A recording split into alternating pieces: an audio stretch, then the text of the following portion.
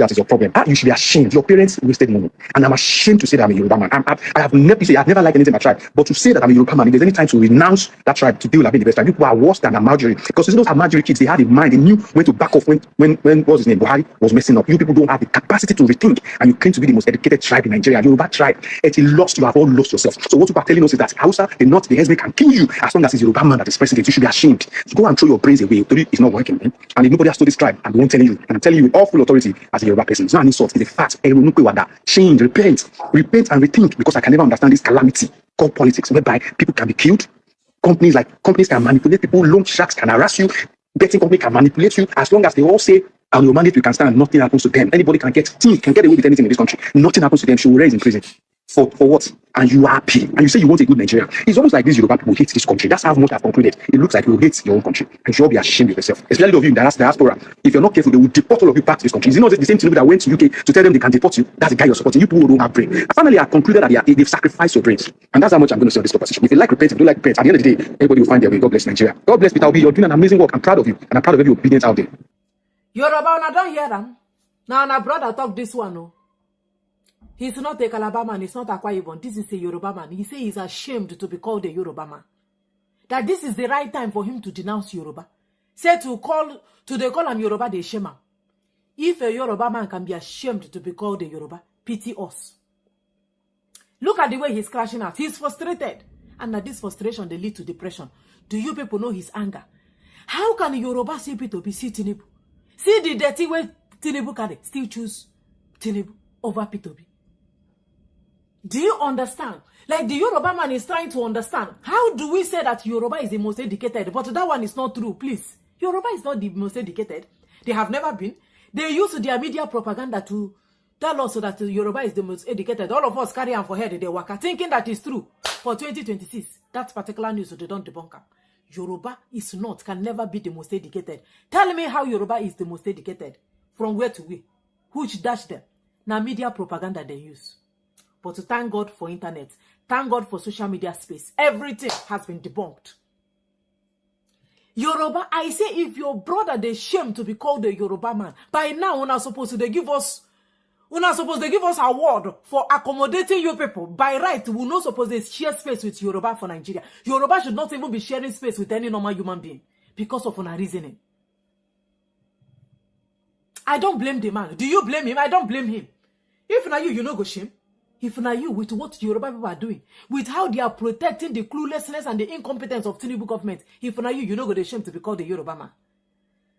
They see somebody where they claim. Look at the Peter Obi, look at Tinubu. A Yoruba man choose Tinubu over Peter Obi. Look at the type of dirty way Tinubu carry. Forgery. He forged his certificate, forging date of birth, everything about him in forgery. He forfeited $460,000 US. He bought a white powder. A drug lord, somebody where they locally, nationally, and internationally corrupt, rated the third most corrupt man in the whole world, Tinubu. The man that hijacked Lagos, said that now him go, they appointed people who go govern Lagos. A dictator, a tyrant. The person that is carrying a government that does not have rule of law, an undemocratic president, totalitarianism to say the least, inside Tinubu government. But somehow Yoruba want us to accept the nonsense coming with their brother. This is a Yoruba man speaking. So that is why I am asking them, if Tinubu, they're like a Peter Obi, they're like Tinubu, do you know, say they no go agree or stress where Tinubu matter day? But they want to sell a bad egg. Fish where don't rot, fish where don't smell, fish where they smell. Now waiting Yoruba want sell give us. People that refuse to buy from Jonathan want us to buy from Tinubu. Now they mad. ATE word. I don't want to use them, but I'm telling you today that I despise many of you Yoruba men and women. Anywhere where I see una, to pour on a spit, they hungry me. You guys are so disgusting. I never knew that tribalism, I will get so angry that I will see a fellow human being and I will feel like to vomit.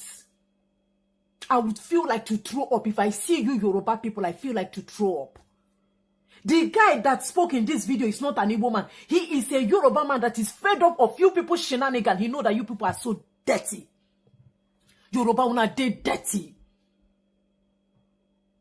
I feel pained that I'm sharing the same country with you people. There is nothing educated about Yoruba. I want you people to understand that Yorubas are not educated. They are not even anything close to educated. Go and check it. This is a special message to President Bola Ahmed Tinubu. Dear President Bola Ahmed Tinubu, our outgoing president, I am sending this message to you directly, sir, to let you know that you are not coming back next year, sir. I'm sending this message to tell you that my generation has rejected you, sir. I'm also sending this message to let you know that the generations behind us, they have also rejected you, sir. But the Gen Alpha, the Gen Zs, they have rejected you, sir. My own generation, the millennials, we have rejected you, sir. And in fact, the baby boomers, your immediate younger ones, they have also rejected you. We understand that a few of them are still going all over the place, making it look like you are being accepted. They are lying to you, Mr. President. You are the most hated Nigerian president in the history of Nigeria. And you are also the most failed president. You have failed even than former President Muhammadu Buhari. And of course, now we are beginning to wonder why his government was that bad. Because majority of the people that served in his government were your people. You have failed us, Mr. President, and so you are not coming back. I will mention just 4 things. It used to look like a movie when kidnapping started in Nigeria. Under the APC, it had become a daily reality amongst Nigerians. That is a reality that will end next year when Peter Obi becomes president. Just in 1 year, 2.2 million kidnappings happened. Just in 1 year under your leadership, Mr. President, or shall I say rulership. 2.2 million. Since America had existed more than 400 years ago. I'm not sure kidnappings in America amount up to 200,000. But under you, you are setting world records of calamities. You are a disgrace to the Yoruba race, sir. The whole APC should cover their faces in shame and withdraw from politics, go back to their children and teach them how not to fail because they are failures. 2.2 million kidnappings in 1 year, Mr. President, with trillions of naira given. I don't know how you want to prove that to Nigerians. Number 2, you have borrowed between 2023 and now 65.9 trillion naira. More than 55 years of Nigeria's borrowing. Your borrowing of 2 years is more than Nigeria's 55 years of borrowing. I don't know how you want to explain that, Mr. President. And we cannot even pinpoint the project that this money has been pumped into. You are a failure, Mr. President. I don't like you. I will never like you. And so my generation don't like you. And we will never like you. And we are not afraid, Mr. President, because we know that you people believe in thuggery, you people believe in violence. But Mr. President, how many violence do you have against the unity of Nigerians? Because we are going to speak in one voice against you, sir.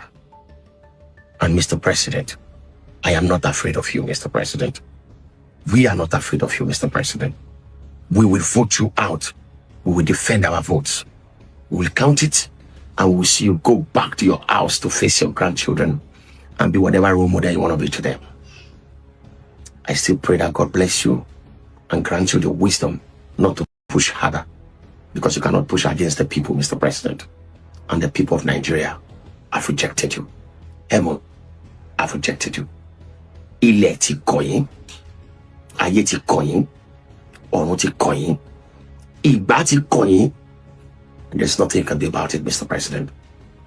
I wish you well in your remaining months as Nigeria's president, because this time next year, you will be preparing to hand over. Impossible is dead.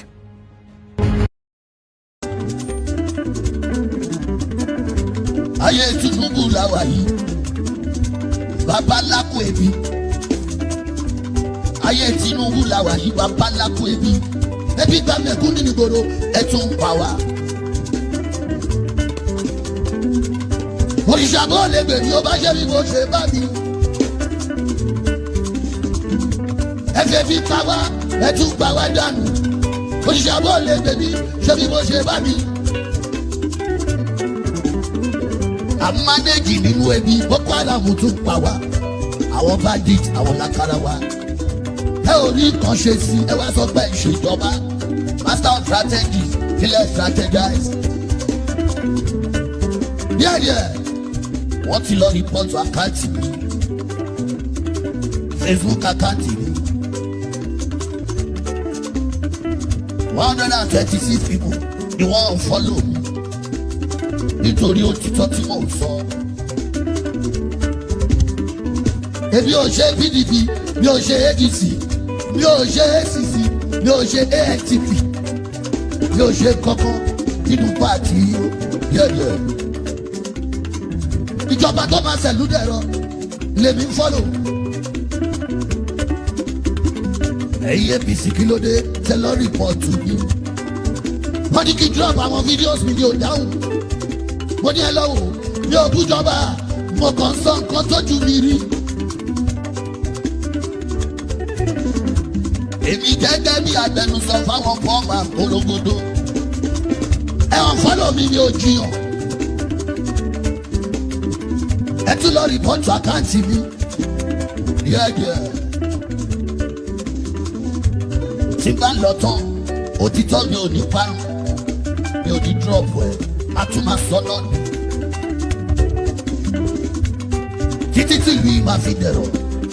àwa onílọ lórílẹ̀‐èdè yìí mo sọ ojú wa ló máa ṣe títí tó máa fi dẹ̀rọ̀ pátápátá. All right, guys. I appreciate every one of you right there. Okay, let me say this quickly. Amanda Deborah, please just hold on. I'll call you back or you can call back. But let me give this speech here. First of all, I would like to start with, I can see the comment section is very calm. I've not seen any insults. I've not seen anybody fighting themselves there. Even me, I've not gotten any headache, no heart aching, no stress, no vein in my head. And I played 2 videos that would have triggered this to happen, even though it happens all the time. I play videos like this all the time, but nothing normally happens. But let me address it holistically today. Lisa did a video of a Yoruba man that called out Yoruba people. Although generalization is not my thing, but the Yoruba man generalized all his own ethnic group. He said the Yoruba people is a shame and all that. That's a Yoruba man. That means sometimes this is how people talk, doesn't mean actually they meant to generalize, right? Listen to that video that I played earlier on. Lisa always liked to generalize, although she used the word some in one of her speech, but she always generalized. But at the end of the day, if we allow generalization to take your head away or my head away, not to listen to the message, sometimes we're not going anywhere. You can see I don't have no headache. Do you know why I was saying that? I want to talk to my Igbo people. Because you can't tell me we don't have Yoruba people on the comment section. Because the 2 videos that I played just now is very, very deep. Yes, for the Yoruba people. For me, I don't belong to anybody. I'm just fighting for Nigeria. I don't even belong to my own ethnic group, Bini or Edo. I don't belong to nobody. As long as you are doing the right thing, you are my own. If you're not doing the right thing, go to hell and burn to ashes. I don't care if you come from Edo State. I don't care if you come from Benin City. I don't even care if you and I came from the same womb. That's how I live my life. I don't care. I don't want to ever be part of these kind of things. But you can see how quiet it is in the comment section. And I want some of my Igbo people to learn from this. Sometimes just shut up. Before I go say I insult some of you again now. Yes, shut up means shut up. There's no other word I can use to describe it. Sometimes just shut up your mouth, listen and move on. You cannot engage in argumentative topic, or rather arguing to win at all time. Listen, this is not the first time I'm playing videos like this, but I guess you can see. I want to thank Ikechukwu for tackling Lisa for being generalizing over that. I like that. I'm seeing you all lot comment though. I'm saying it. Even though someone else mentioned that, but I'm focusing on Ikechukwu because he's an Igbo man. But yes, but I wanted more. I wanted more people on the comment section to start arguing. Mr. Najawash, stop that video. This is wrong. This is that. I didn't see none. Why is it that when it gets to you, some of my fellow Igbo people, you will tear everywhere apart? I wish you will learn from this now. Because I criticize my own people here. Yes, every day here you see I call my people names and all that. Especially the satanic ones. People like them Oshomole and many, many more. I do it here. I don't care who you are. I don't care who they are. I call Shomole out every day here. Yes, he's a senator, but Shomole, no, he can't do me nothing. Now here my papa go face each other for that. If he decided to sue me for anything that I call him satanic, of course he's satanic.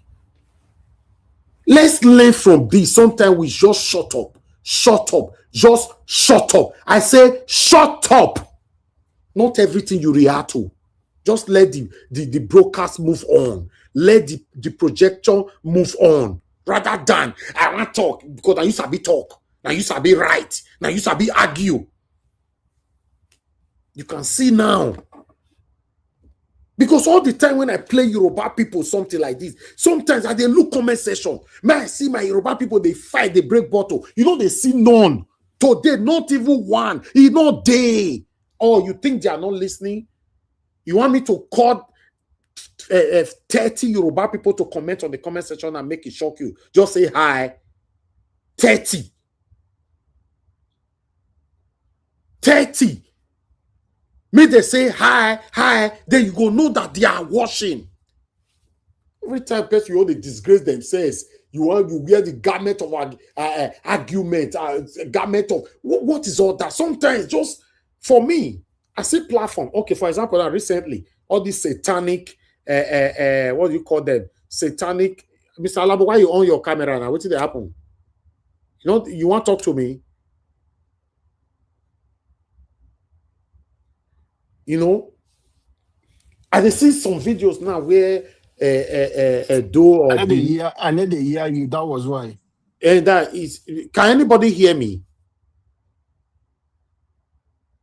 Is anybody hearing me? Yeah, I can hear you. Barely. Okay. And so, Mr. Alabo, that's you. That's you. It's not me. Please. This distraction. I can hear you now. I can hear you now. I lost you. Okay, it's okay, Mr. Alabo. It's okay. Thank you. Basically, they flow like this. Can somebody just finish what they are saying? That's what Abati did to that woman today that were being interviewed for 44 billion naira fraud. Sometimes you want to let people just talk. Yeah? If people know they hear me, the people on the comment section, you go no. For me, and I don't remember what I talk again. Now, I know I can be easily distracted when I'm saying something. Yeah. No, you say if you want to call people out on comment section to talk. That was where I heard you last. Okay, sorry about that. I just wanted to draw your attention. I sincerely apologize. Yeah.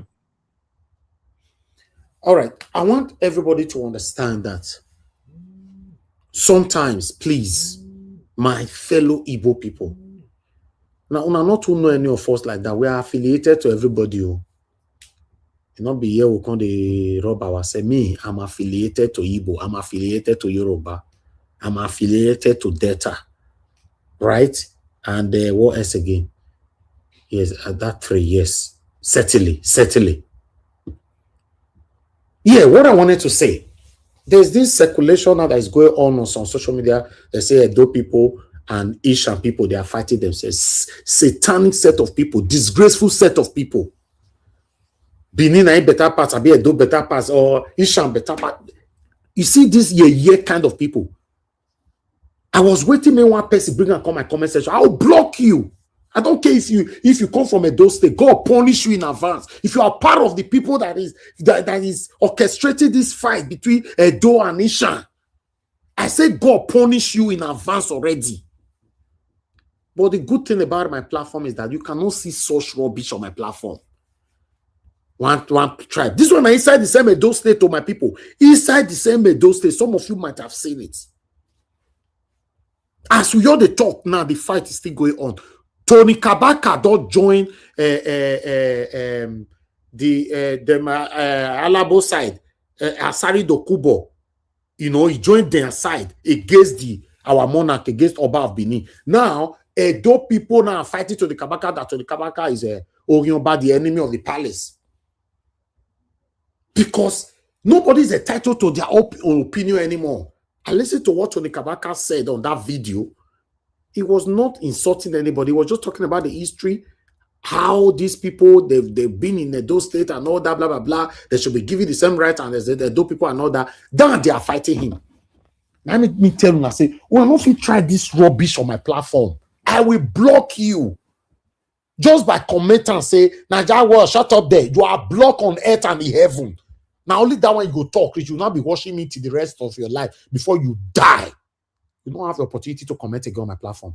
I don't have time for those distractions, those inflicted kind of statements. I want you all to understand my kind of person. And it can never change. It can never be bought. And I can never be confused. That when it comes to ethnic group or engaging in satanic tribalism or ethnicism, I can never be part of it. But sometimes, when your tribe are being attacked, just shut up. Except you want to defend some kind of thing that is false. Fine.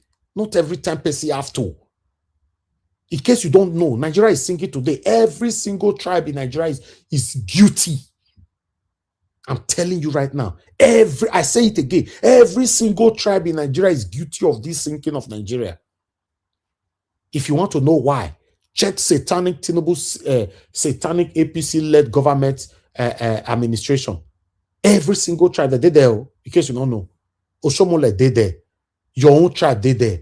The same Yoruba that you are calling did there. Igbo did there. All of them did there.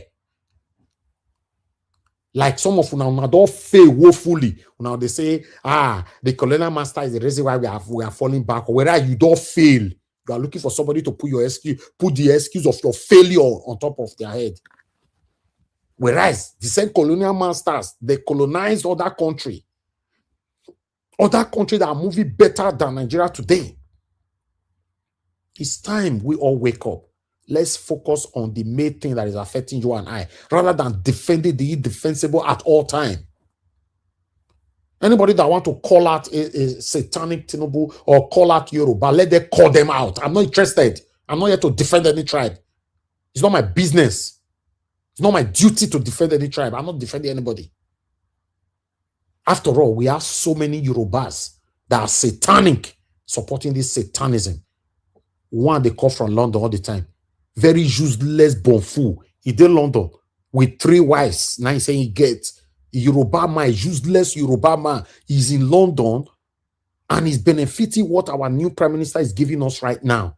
But he doesn't want Nigeria to work. Sometimes when some people they vex, then they generalize. Let them be.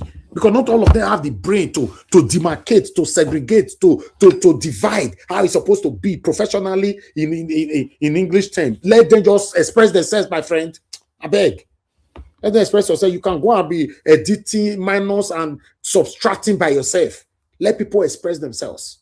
That's what they are doing. It doesn't actually mean they want to generalize. It could also be that his own wife at home is a Yoruba. But at that particular time of expression, let them express themselves. will come and distract everywhere. Because they correct people like say we are now lecturer. Every single tribe in Nigeria today are satanic. They are part of the reason why we are where we are today. In case you don't know, you listening to me right now, in case you don't know, you might say, oh, Mr. Elvis, you are right, oh, Mr. Elvis, you are very, very right. Check yourself where you know that there's a trace of tribalism in you. Check and where, check yourself. You will know it dig your body. Please. I don't understand what is happening. Look where we did. We'll take time arguing rubbish. We engage in argumentative, fruitless conversation. We'll be there. We'll talk and talk. Look where we did. Other countries are doing well. Nigeria is moving backward. The only thing that is working today in Nigeria is something that an individualism created, not government. Mr. Johnson Emmanuel said Tinubu is the best president that have ever happened to Nigeria.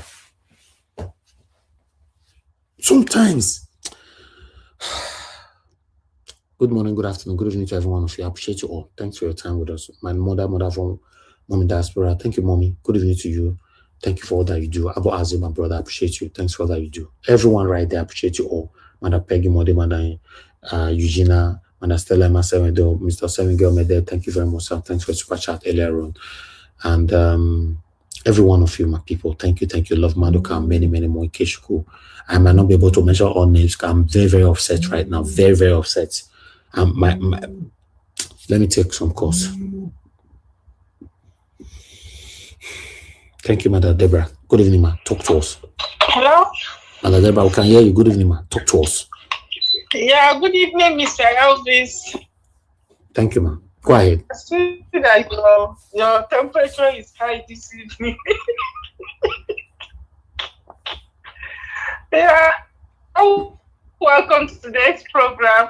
Yes, I want to agree with you, Mr. Elvis. Sometimes we focus on arguing about things that are not really necessary. I know that Lisa, she criticizes even her own Igbo tribe too when they. No, they know they see that one. They know they see that one. I play everything here. They know they see him. Yes, she does. I will continue to protect Lisa. In case, hold on, madam. I started promoting Lisa since 2015 when she newly started. I started promoting her. She sent me a video on Zevigin's page. 2015. I will do anything to protect that girl. She's that woman, rather. She's speaking for how Nigeria can be better. Mona, let her express herself. Nobody should truncate her. Yeah, and whether you like it or not, a lot of the time the things she says are true. You may disagree with the way she say it. You may disagree with the way that she say it, but you cannot dispute the fact that what she's saying is not true. That's my own opinion. Yeah, you may disagree. Probably it's like Nnamdi Kanu today. There are some people that will say, "Oh, the way he was campaigning, the way he was talking." But one thing they cannot take away from him is that so many of the things he said are true. Is that not what we are experiencing today? That's what we're experiencing today. So sometimes, even if you don't like the way somebody presents a message, but at least admit the fact that what the person is saying is true. That's the thing. You may not like the way she presents her conversation, the way she analyzes her videos and all, but you cannot deny the fact that most of the things that she's saying is true. But you see, a lot of people pick offense instead of focusing on what the person is saying. It's the same thing, like I said earlier, it's the same thing they did to Nnamdi Kanu.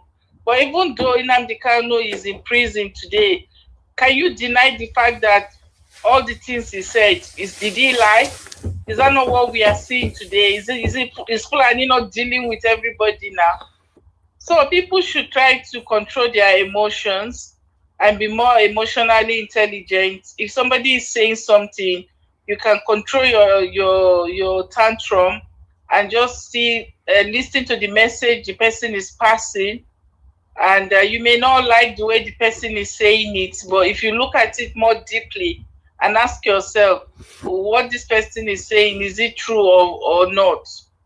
Then you will be able to agree. There's a part of you that will still agree that yes, in as much as I don't like the way she's presenting it, but she's saying what she's saying is true. Yeah, that's about Lisa. I like listening to her because she's very, how will I even say, she's very blunt with her words. Even when it comes to her own people, she doesn't sugarcoat it as well. She go after them as well. If she's talking about Igbo corrupt, there was a day she finished Kenneth Okonkwo here. Kenneth Okonkwo is an Igbo man, but I think that's just her own approach. So people should just learn to deal with it like that. Then regarding Obasanjo and Atiku, you see, what's his name? This Dele Momodu, that man. Sometimes I don't like listening to him because a lot of the things he says, it does not really make sense. He's saying Obasanjo should forget about what happened and just focus on what is going on now. No, we will not focus on that because we need to know who Atiku really is. Sometimes people just we've forgotten the fact that Atiku has a very bad record, corrupt record. So we cannot forget about the past. It's like somebody has a criminal record. You are saying we should just put it aside. And no, we're not putting it aside. It's good that people, the younger ones that don't know about Atiku, it's good they know about his past. It's good people know. This is how we ended up with Tinubu. They say, oh, people should forget about the past. Look at what we are dealing with today now. Look at what we are dealing with today. So you cannot say you should forget about this. Is the reason why in developed countries they do criminal check. They go back to your past to see the things that you've done in the past. If you have committed a crime 20 years ago, if it shows on your criminal record, there are some jobs that you will never be allowed to do in this country. So Dele Momodu should not tell us to forget about Atiku's corrupt past and focus on today's problem. No, that's not true. That's very, very important. That's why I don't see how Atiku, it will be another huge mistake if this Atiku man mistakenly gets his hand become president. I hope it never happens because it's going to be a huge mistake. 1 minute more. Atiku. Thank you, ma'am. Yeah, I think that's all that I have to say. And then let me just round up with Peter Obi's message. What I just want to say is this. If at the end of the day, Nigerians are still not able to protect their votes, even if one single person did not vote for Tinubu, they will still rig themselves back. I think the ball is in the hands of Nigerian people. No, man, they wait for Peter Obi. And we cannot depend on any foreign country to come and help us because they are after their own interests. So they don't care about the person that will come and Nigeria. Man, that brother, they TikTok, they shake, they press blah blah. They are not ready. The people you are calling, I not sound negative. Yeah, go on. Yeah, I understand. To be honest with you, me too. That's why I'm managing my expectation. I don't have any high expectation that anything is really going to change, but it's just good. Even if you have a little glimpse of hope, it's good to hold on to it. But then if you look at the attitude of Nigerians, are they really going to be able to protect their vote? Because for me, there's a part of me that I feel that Nigeria cannot be rescued through the ballots. I think we've passed that. We've missed that opportunity. that 2023 was the last opportunity that Nigerians have to Thank be able you. to change the government through the ballot. But with this present APC government in power, I don't see how that is going to happen. Yeah, thank you so much, Mr. Elvis. Thank you very much, Thank you Madam for your Deborah. good work. I'm grateful. Yes, Thank you, sir. ma'am. Thank you, ma'am. Bye. Okay, yes, Ikeshuko, you wrote, you said, so Lisa has been this long on social media. Of course, now tele. That's why I'm proud of her. She's a very hardworking woman. Very, very hardworking. She's very consistent. This woman started struggling on Facebook, tele. Now, some of you know me or even know her or something like that. She don't dig. If you they talk to her directly, go tell her. See what I talk. She don't dig since 2015. And she's been so consistent. If you see where they talk to our old fellow Igbo people today. When Lisa came out, Lisa, they put juju cloth for body. I know why my God they talk this thing. Get where she did the dress. We come to say Lisar River, now she come from. Lisar water.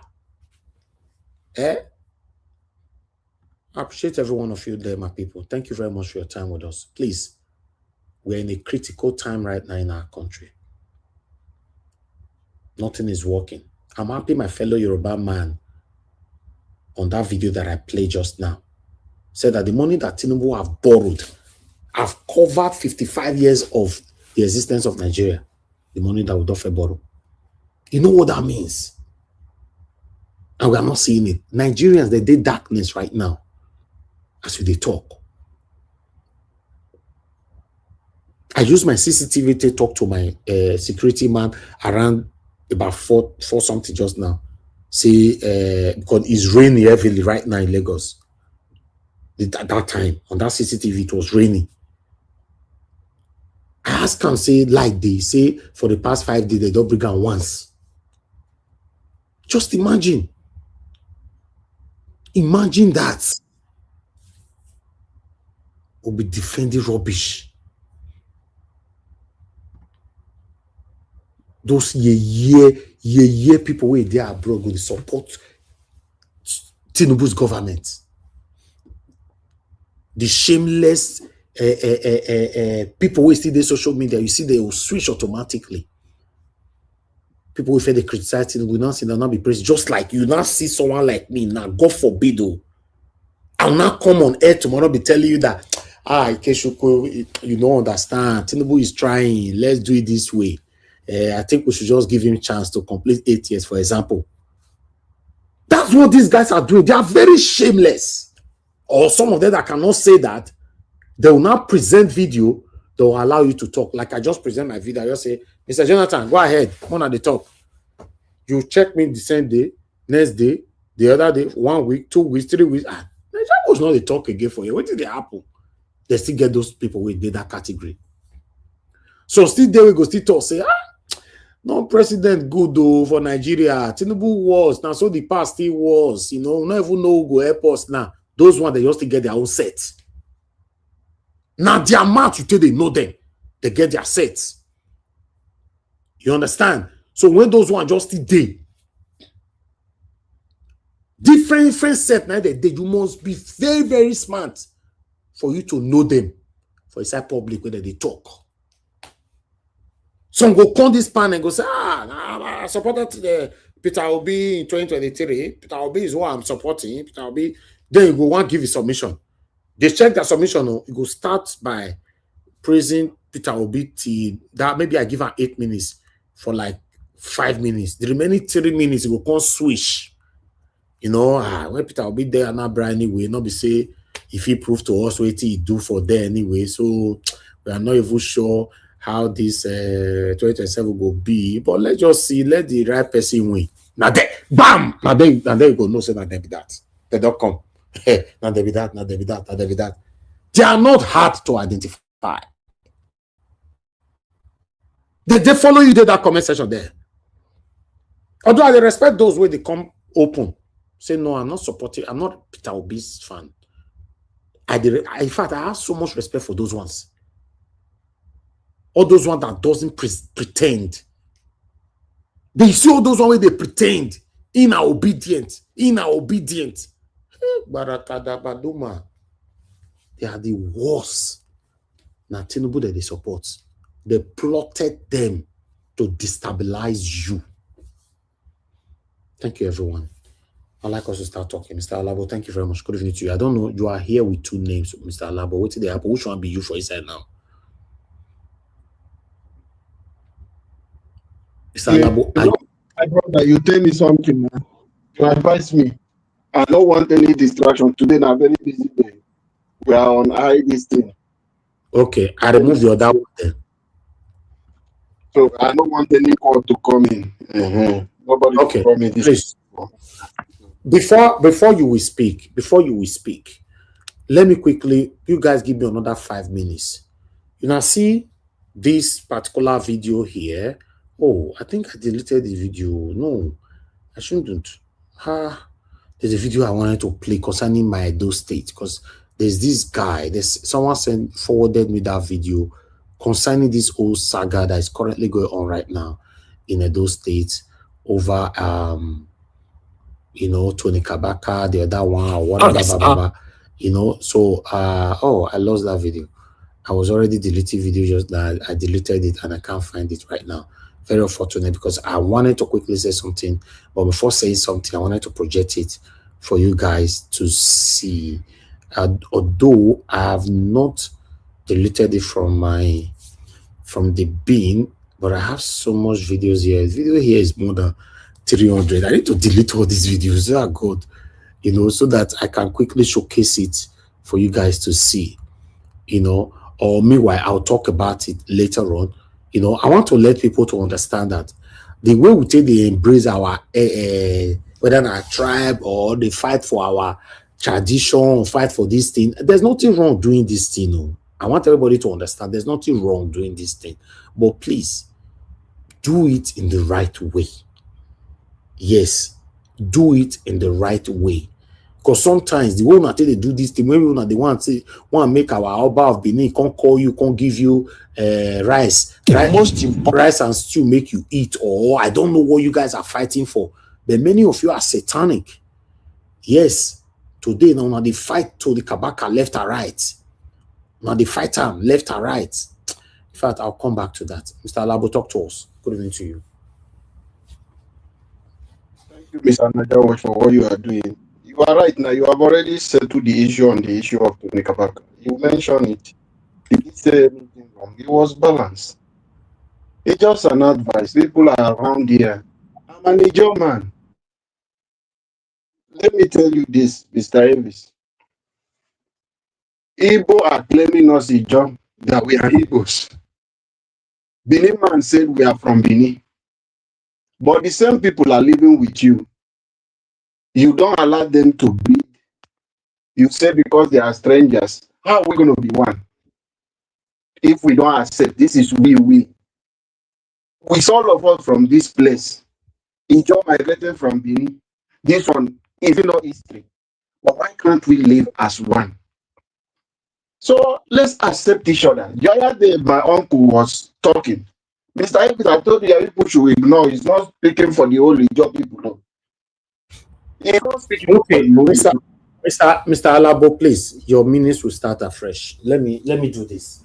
Let me quickly do this because I finally get the video. Let me play this, just 1 minute of this video. Then I have something to say quickly. Guys, I want you guys to listen to this particular video. Where is it? Don't tell me I lose it again. Okay. Tony Kabaka has failed as Oviedo. Has failed. And Enyokpa Ivedo Wabureyo that has the same mentality the Tony Kabaka man. So it is high time Ivedo wa the Mado Bao Koto na no Rima na no betray ma wo sege na ha ne ebi ya arienie or igbe no gbegbe when a Tony Kabaka. So he has failed and we need to call him out that Epa the ukpo ne doka muwe urukboni and the regard and respect you once commanded, you no longer should have it. Abiviedo no government now. not only the kind to Kabaka. It is not only when you are in power you have to criticize government if they are against your belief as a Benin man. If things are comfortable for you, now see this idiot, this year fool, bon fool. This idiot where you talk so. Normally, the way I want to express myself, I express myself like that. I go set fire everywhere. I'll just let go, to be honest. But I pray may they trigger me. I'll just let go because the way my body they boil, if I express, I go break many tables. But now see this bonfoo way talk so. I know I finish. I don't know I finish. You know, it's a bonfoo. In case una day on know I'm gonna copy this one, I go give him. He's an idiot. Mr. Alabo, talk to us. I'm not talking again, don't worry. Don't worry. The more we don't already talk is he go reach him and he go understand. He go understand. The one way you keep already is the one that will even pain him most because he knows what would have come out. So that way you keep silent about, now him be the one where will even pain and pass. Thank you, Mr. Elvis, for what you are doing, for standing for what is right always. Please, when you are done, please call my brother, Mr. Jonathan Beg. Thank you, sir. Okay. Yes, no problem. Let me just say start. Okay, this is 1 minute pass. All right, let's go. I'm the first person that privilege. Mr. Jonathan, no jealous me. Ebon. Thank you, sir. For everyone on the comment section, everyone on the panel, Nigerians, God bless you. Please let us not forget. Pardon my manner. Please use the like button. Let us share this program. I always appreciate us and commend us to check your WhatsApp status. Just share this program. Before you see me come, as soon as I open on my notification, I see Niger Watch, I open. The first thing I do is that like button first. But the next one, share. I will share it on my status, share on any group that will allow me to share. That is it. Then another second one I will come back is to copy the link. I will copy it and share it to those places that will allow me to share. And I will encourage people to come in through that way. Our people who are in diaspora who are on Niger Watch Media Family WhatsApp group, the link is always there every day. So sometimes when our panelists will come and be asking who they are still on their WhatsApp, I say, are they not seeing this link on those places? So anytime I keep it there, the day I will not be able to come or I will come late, I will just go back there, hide from there and come. So it's very easy for us to see how we can promote and push our voices to go far. And remember the $sign. I keep saying it, if it is difficult for you to use the $sign, the Naira account is available for you. Please, that is the only way for us to encourage. If you don't have your prayer and your kind wishes to Mr. Davis for what he's doing, building a better Nigeria is not an easy job. All of us here, every one of you are wonderful. You make yourself available on the comment section every day. You sat down on your TV watching this program because you are interested in what is happening and you are keen to know the way forward. And everyone on the panel coming out to speak on the way forward for the country. Everybody is important.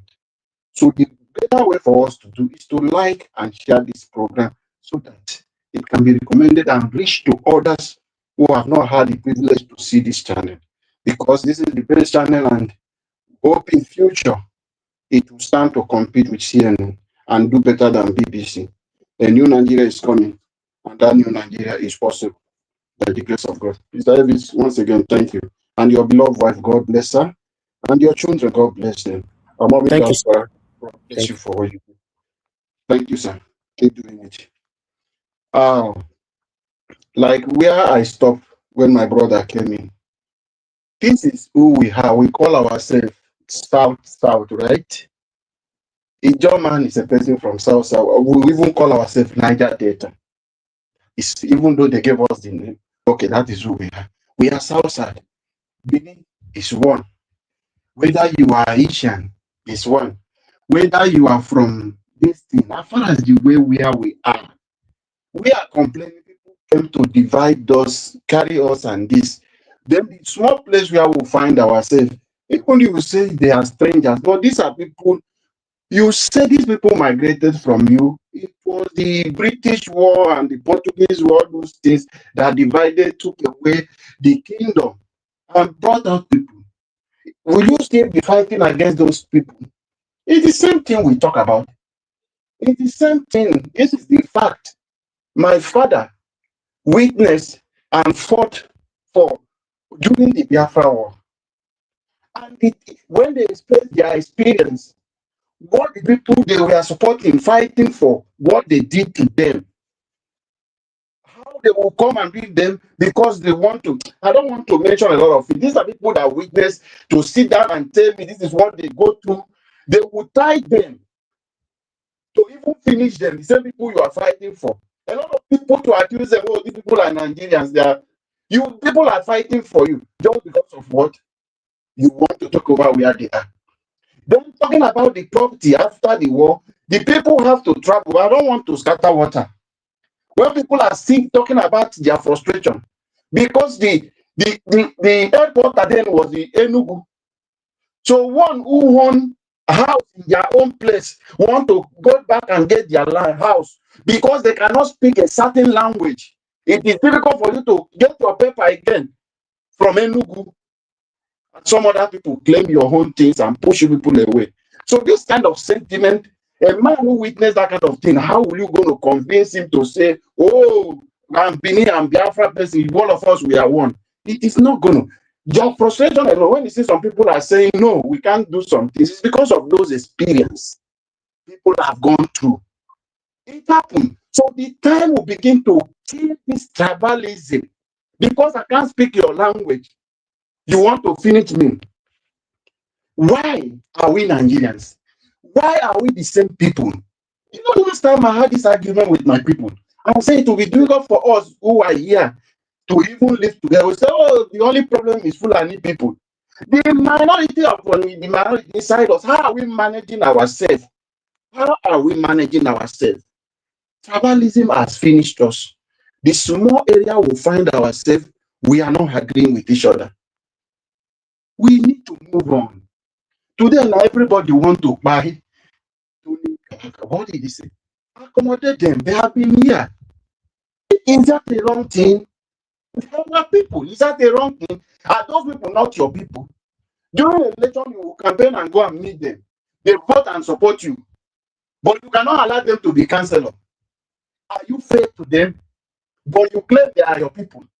So let us be fair to each other. I'm not saying, oh, they want the land or this place. So, but according to your history, how long have these people been there with you? Are they different people?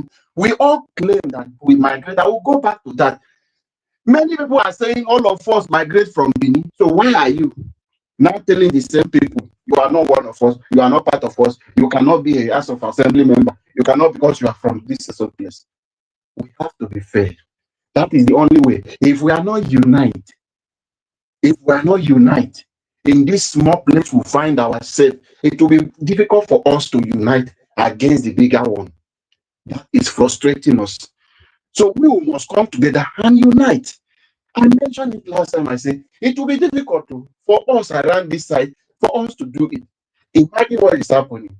You heard the guy from the Yoruba, how we generalize it and say by people. Express his frustration.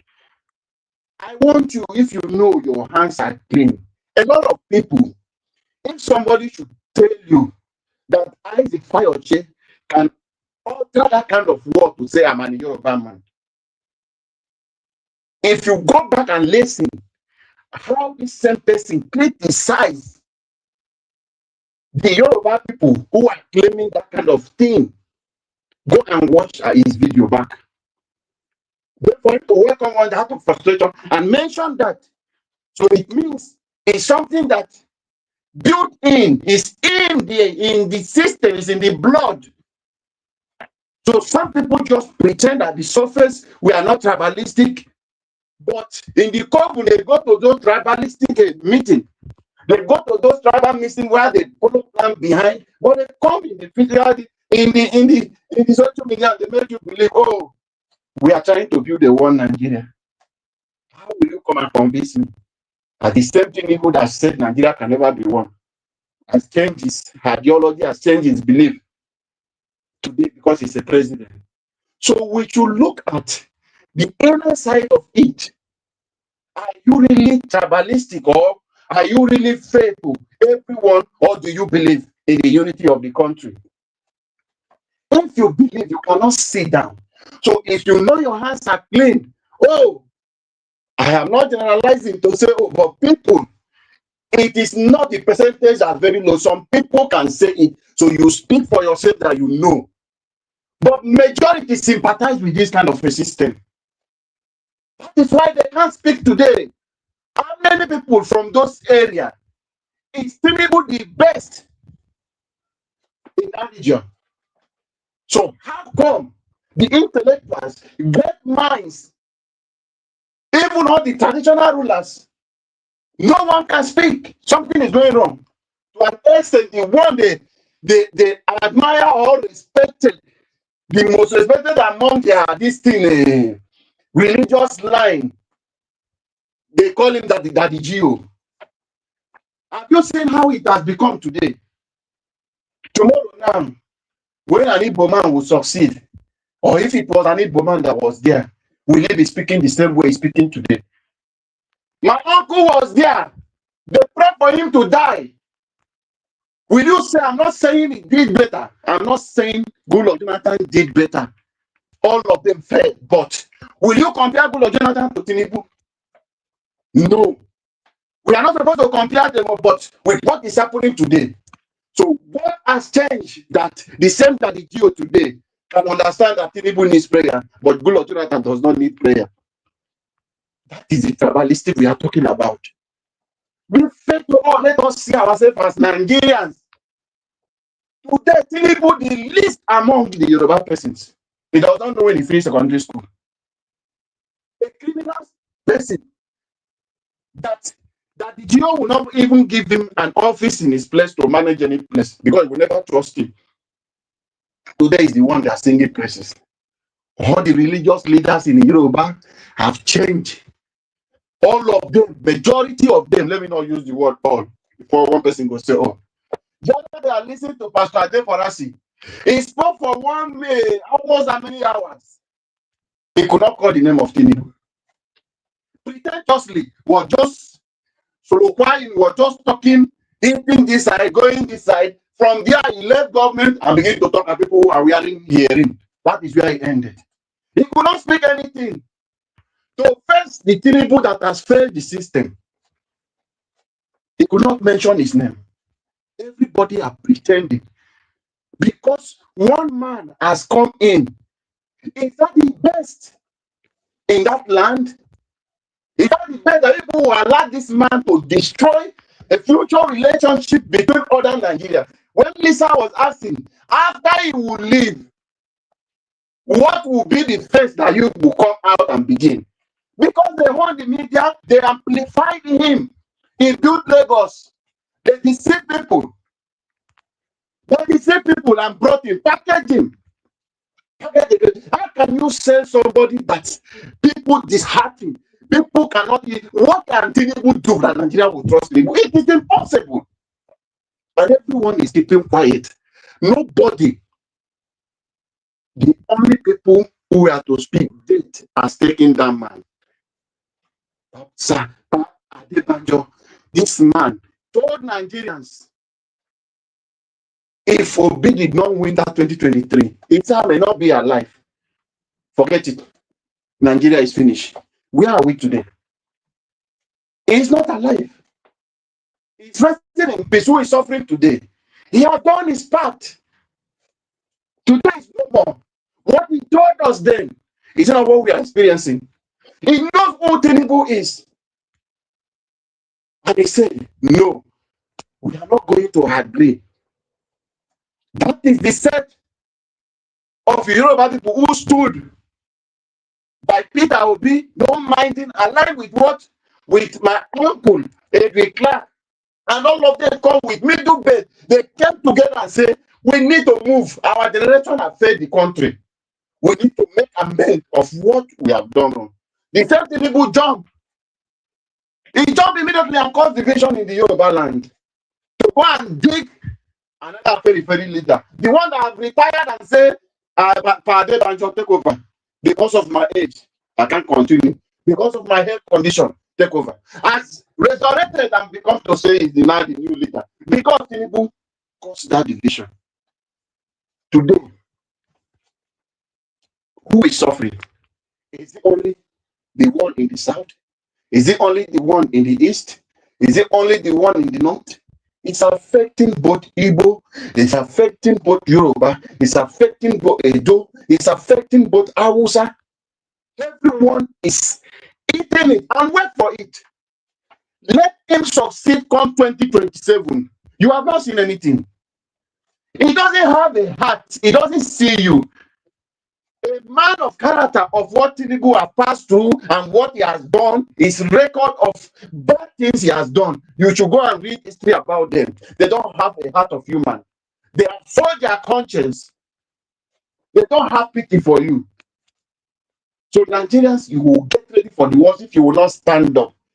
Obi made a lot of statements to at least waking you up, to bring Nigeria back, to take back their country. But what are we doing? Tribalism.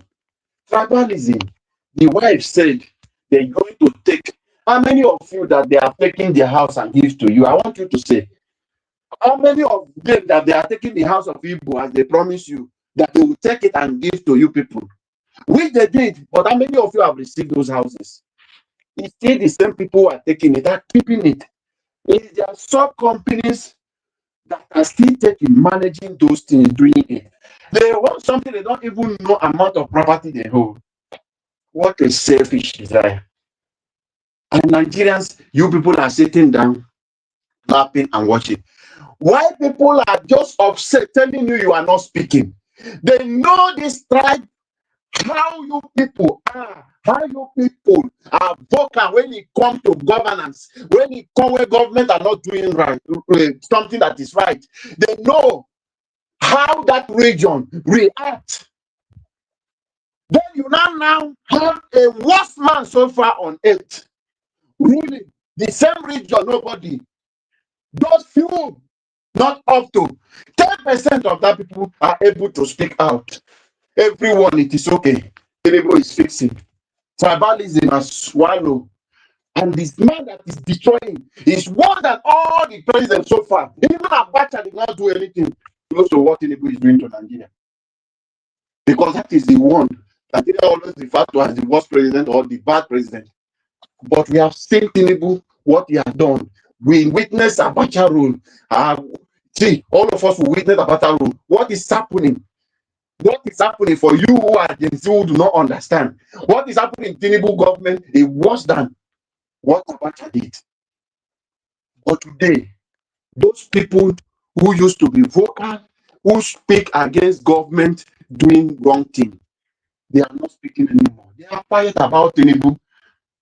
How can you tell Nigerians to convince that you are not tribalistic?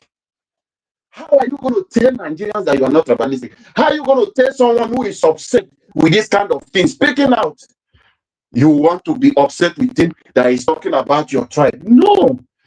We want us to live above this tribalism and let us look at Nigeria. When we are talking about, is this person the best in that region? But corruption, they have taken, used money and buy traditional rulers, they can't talk again. See the Otu State governor, because he wants to return as a governor for second term. The same one who is crying that APC are buying their people. They have an unlike several people that is supporting him. He told us yesterday, he still wants to support because he wants to win election.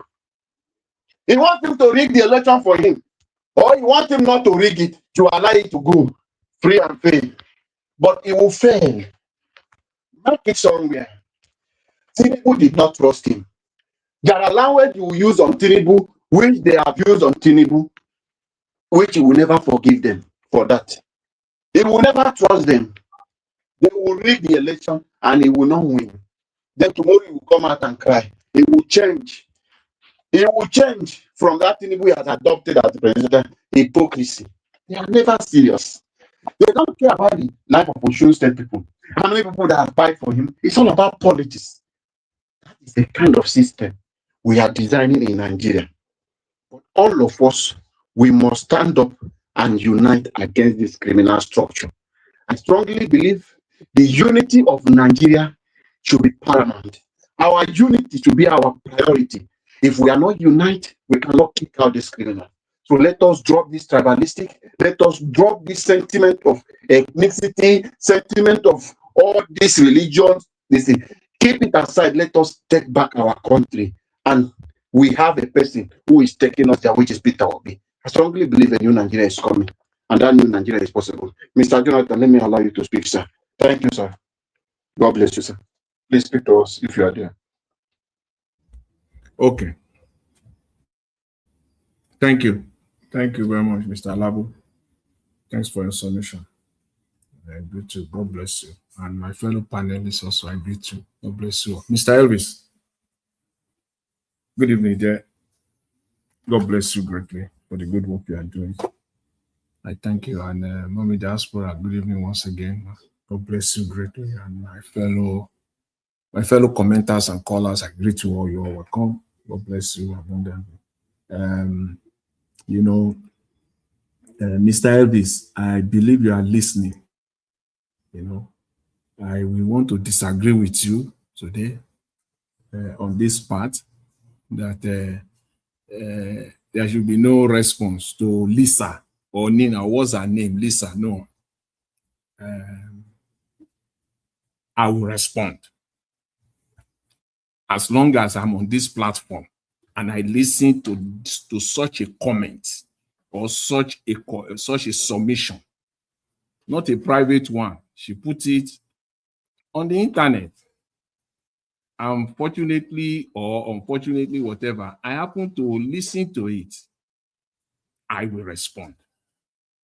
Yes, it is appropriate for me to respond. For one reason, to correct her. If you like, anybody want to see it as being, anyway, don't even let me go to tribal or anything. If you see it that way, that's your problem. But I will respond. I believe she crossed the line. I believe, so don't mind my words. If you are not okay with it, go and listen to her too. First of all, let me say I'm a Yoruba man. I'm a proud Yoruba man. And I don't think anybody on this platform will hear such and will not respond if such is spoken about your tribe. This is not talking about being tribal.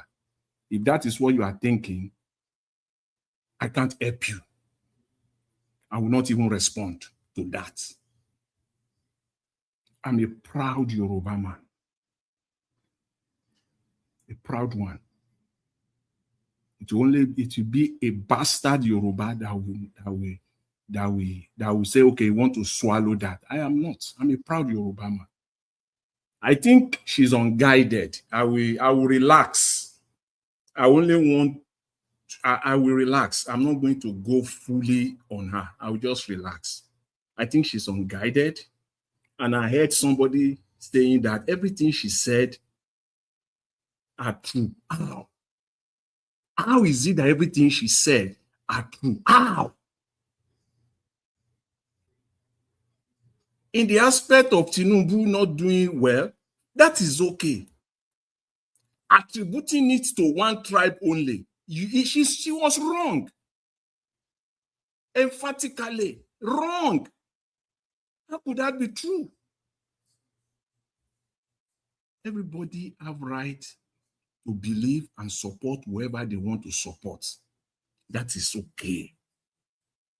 A Yoruba man coming out to say that she's not proud of Tinubu or being a Yoruba man, that is his own. That is his own position. That is okay. And I'm satisfied, and I was glad when immediately the anchor presented another Yoruba man's video to balance it. Yes. But that still does not mean that one should not respond to those that are unguided. You may be saying, you may be trying an attempt to do what is right. You must be properly guided. That is the issue with this lady called Lisa. Sometimes in her present. This one, she was not guided.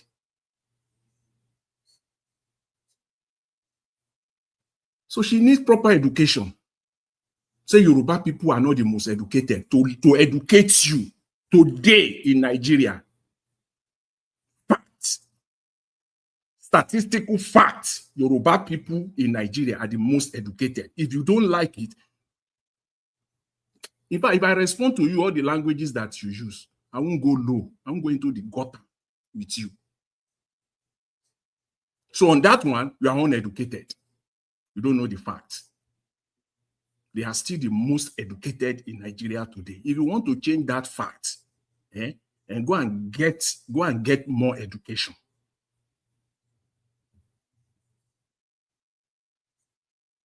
You say you know how that their Yoruba people are not worthy to share space with. Yoruba people are listening to you.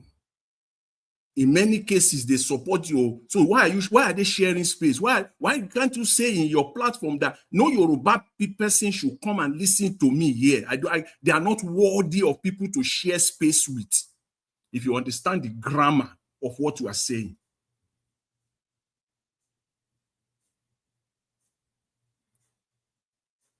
So on those ones, you are wrong.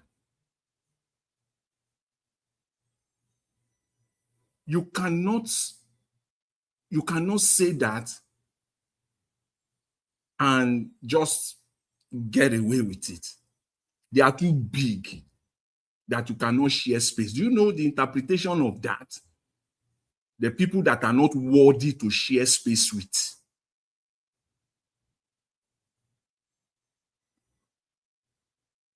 That is not appropriate. You said, I will see a Yoruba man and feel like throwing up, vomit. That is also unguided. That is unguided. So you need to be responded to. You need to be responded to. You need to be put in proper place. But I don't want to spend all of my time on this one. I will leave it there. So much to say, but I will leave it there. We know the issues we are being confronted with in Nigeria. Don't bring tribe into it. As much as possible, don't bring tribe into it. Focus on the issues that are confronting us in Nigeria. Try as much as possible to take tribe out of it, because what that does is that it further divides us as a people, as a country, whether you like it or not. Try as much as possible to take that outside. Well, let me leave that there. I will just leave it there. And I'm not ready to respond to anybody. But that's my position on that. The key issue for me today from the presentation, from the anchor, was the video of the lady, the whistleblower. This, we've seen again, another layer of scandal from the Tinubu administration. And at this time, Nigerians are still not angry enough. Nigerians, not tribe, Nigerians. Because we are all being inflicted.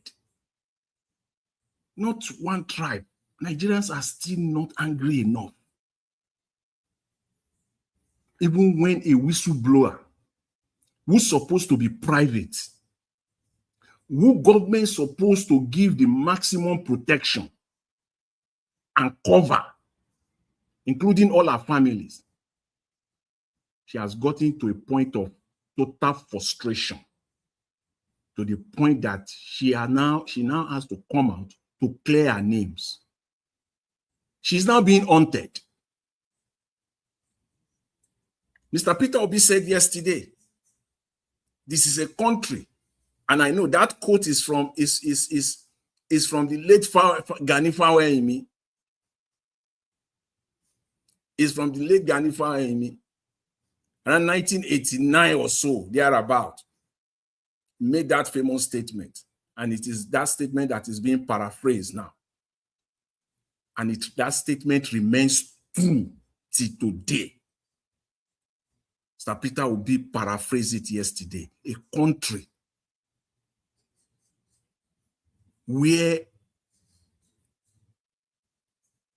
that encourages mediocrity. Encourages mediocrity. Support competency. Discourage competency, merit, and character. That is Nigeria. I'm trying to quote Mr. Peter Obi, exactly the way he said it. He said, rather than encouraging merit, rather than encouraging competency and character, we celebrate mediocrity. The lady, Halima Shehu, that came out, we saw the video today. For me, I think she appears credible. Look at her face directly, what she was saying.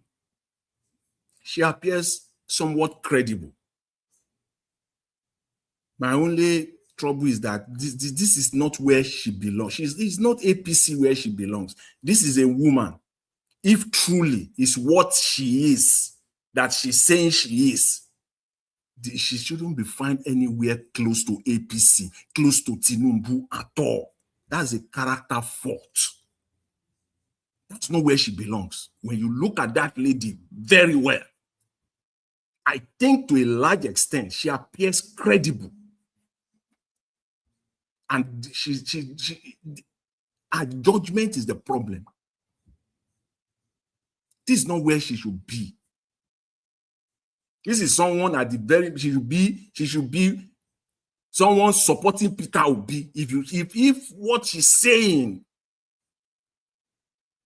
that she stands for the truth, she has managed billions of naira, she has not stolen anything at all, but you still find yourself working with a man with a track record of criminality.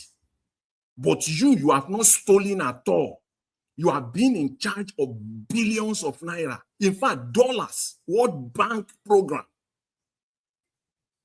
How do you want to reconcile your decision now to now agree to work with a man that has issues, corruption-wise, lack of transparency? So that is where I have problem with you. And there are so many Nigerians like that. On one breath, you will claim that you are okay, you are clean. But on the other, you still find yourself working with this government.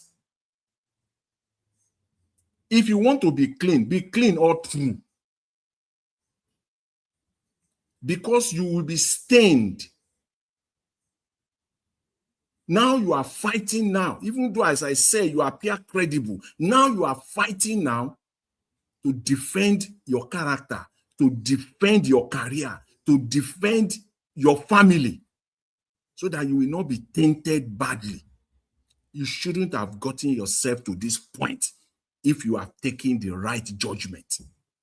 It is people like you that should be on the Obi side, not on Tinubu's side. Far from it. Because despite the fact, why did I say you appear credible? And that's the problem we have in Nigeria. There are people like that. especially within the civil service. There are people like that they have completely buried them. Some of them have been frustrated out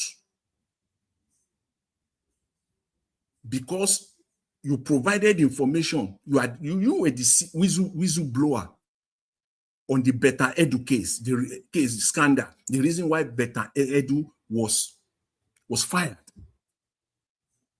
but eventually they got you fired also. You submitted all the information to EFCC. You submitted information to ICPC.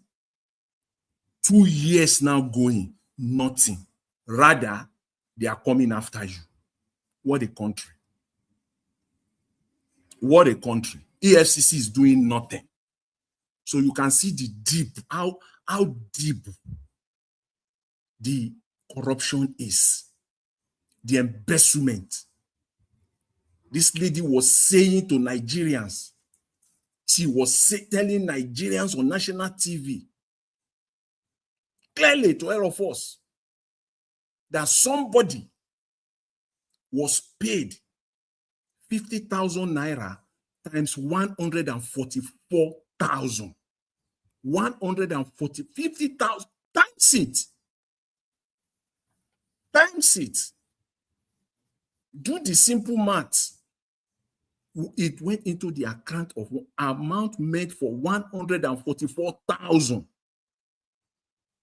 They paid it into the account of one person. And those 144,000 people are perishing now in anger wherever they are in Nigeria, across the length and breadth of Nigeria, if they even exist at all, if they are not even fake names.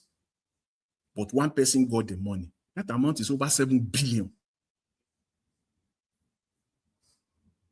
And somebody came out to make that to give such information to the agents, relevant agencies, and nothing has been done. Rather, they are coming after her. She said it clearly. What she has been getting is reprisal. Instead of honor, she's supposed to be giving national honor. At least to encourage others within the system to come out and talk, to come out and tell the relevant agencies, those that are stealing us to blind in that country. Now, if others are seeing the kind of treatment she's getting, how will you want them to come out and talk? How? Now, they want to silence her.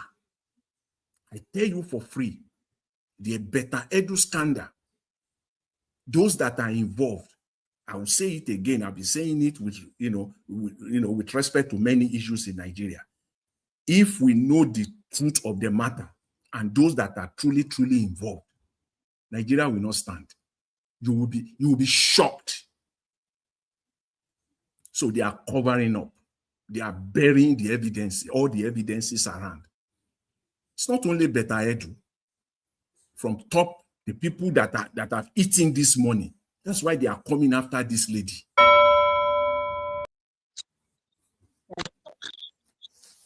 That's Nigeria for you. Another scandal of the Tinubu administration. Thank you, Mr. Jonathan. Not angry enough. Thank you very much. I'll leave it there. I appreciate it. Thank you very much, Mr. Jonathan, for your submission. I was shocked on that lady that came on and rise defend the 44 billion. Just see the kind of money all these people the thief. Billion, trillion. They just the money. Some few people. You can count you will not count your 10 fingers. Now only this kind of people. Now then distributed the money amongst themselves. One person got 7 billion, over 7 billion naira. Money for 144,000 people. They pay them into the account of one person. It's so disgraceful, man. Full-blown criminals. The broad light, they stealing, and nothing is happening. Now, wow. Yeah. I appreciate every one of you, my people. Thank you so much. Let me take this call quickly before I come to the next person, my people, please.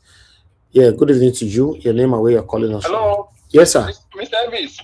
I'll got Chris. How are you? Yes, sir. I'm fine. Good evening, sir. Talk to us. Thank you for picking my call. I thought I passed the time. I'm so sorry for calling late. It's okay. I want to appreciate Mr. Jonathan.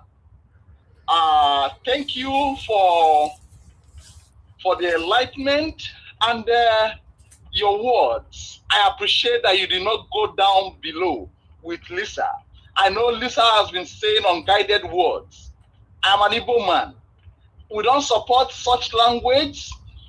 I know everybody cannot speak the same English with us, but at the same time, we should be mindful of what we say to divide, to bring more division. We're trying to see how Nigerian can work. Exactly.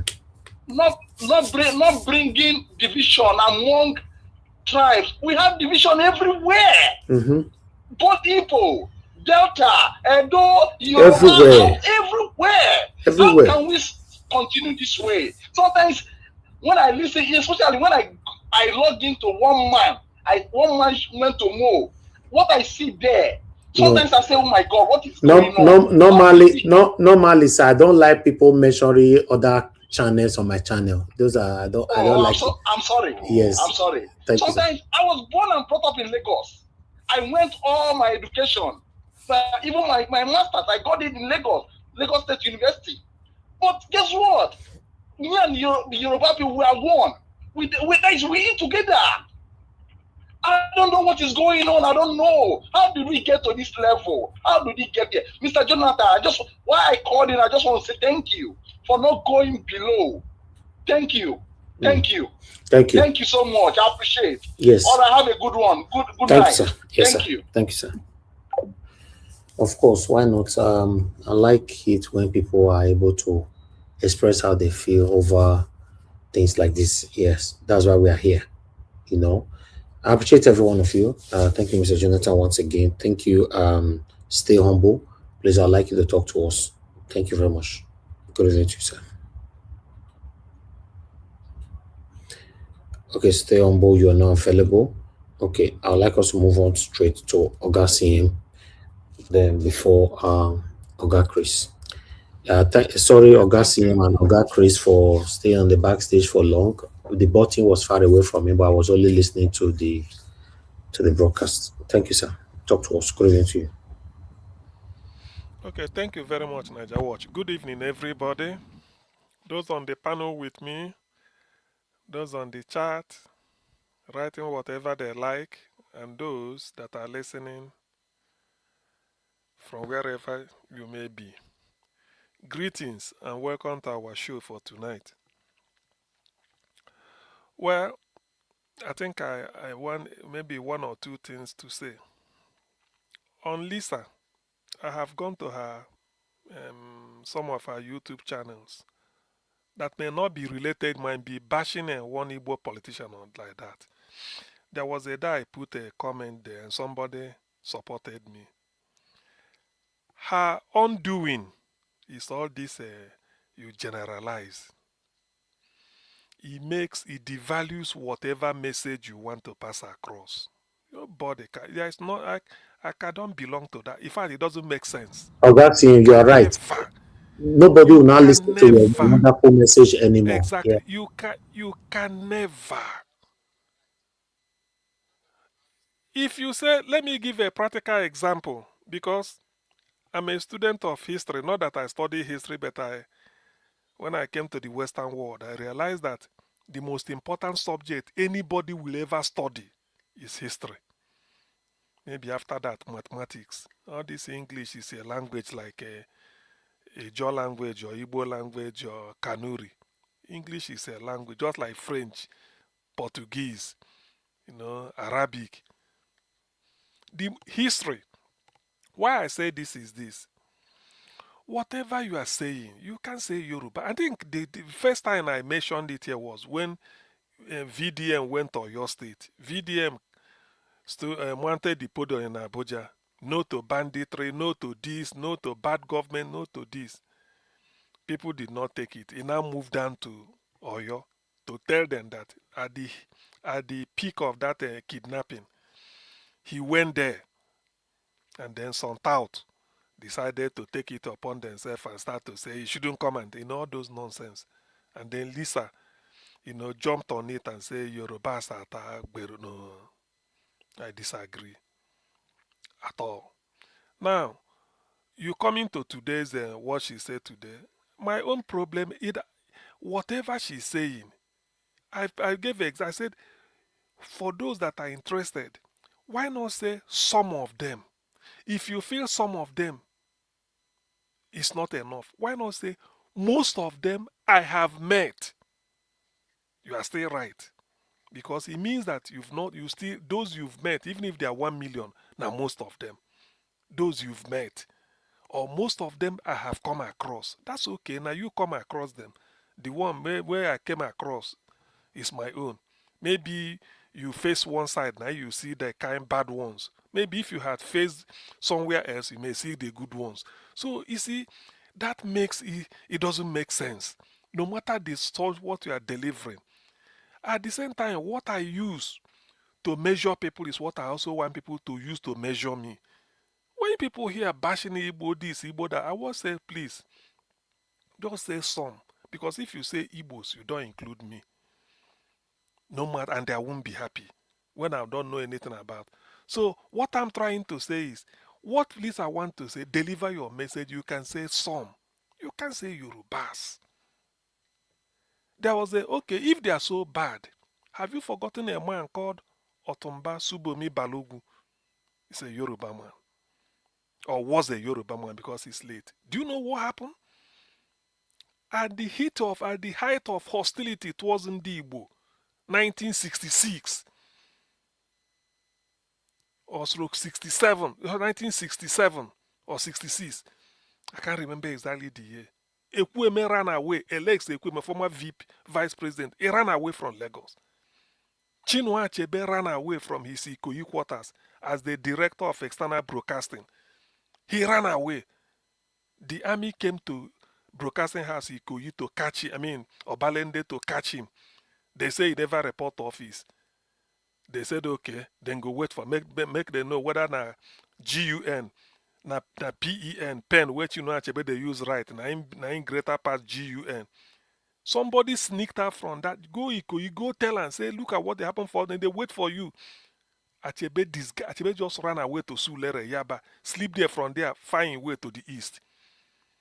Ekwueme ran away. What can you carry? You can't carry your house. You can't even carry anything. Ekwueme ran away. Subomi Ekwueme owned number 8 Bombay Crescent. Apapa, nothing number 8. Subomi Balogu should be either number 6 or number 10. They are neighbors.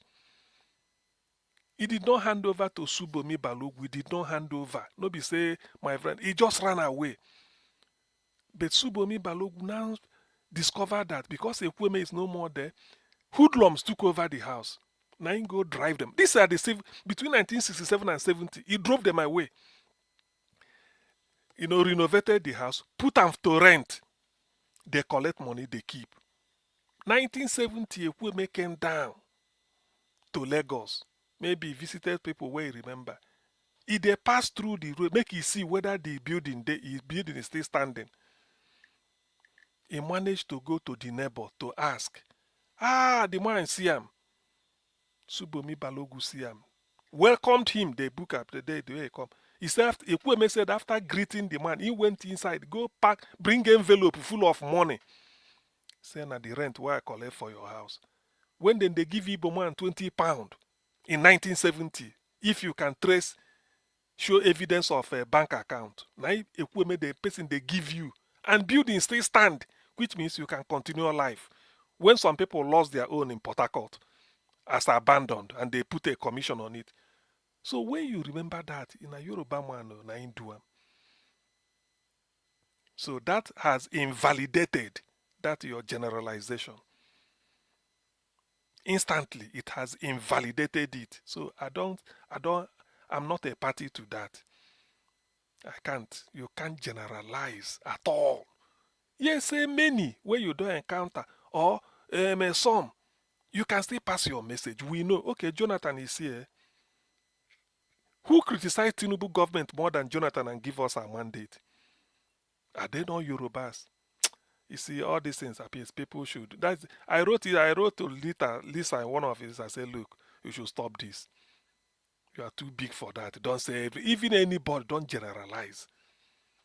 You can say many where you have known. Because if you say many of them, people will ask you many. Assuming it's a population of and a race that are 10 million. Have you encountered up to 6 million? Which is a lie. You can never since you were born. So where is your many? But if you say many you have met, it can be saying only 50 you don't meet, but 48 of them they can support. That is the mean. That is, you see, people should be rational when they want to pass judgment. That is my annoyance with her. The message you are passing, we know.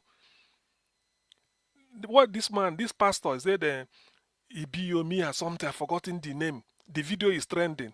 He say, make people quote them, then they know edit them. That the pastors, Yoruba pastors criticizing Jonathan have kept quiet due to tribalism. In Tokam. Yes. He said it. So it doesn't mean that everybody doesn't can. That one are Yoruba too. So but people are criticizing. But when you just come and then say this, you lose. Even some people like me, do just cover my face in shame. It's not you. I can never. So if Subomi Balogu hears this or the children, then go shake head. Look at what their father did to equipment. And do you know what it means? Subomi did not know that he will own a bank until, and he didn't know that Ekweme will be vice president. 1970, 9 years later, Ekweme became vice president. One good turn deserves another. Now, the man, by 1981, he owned the first indigenous merchant bank in Nigeria.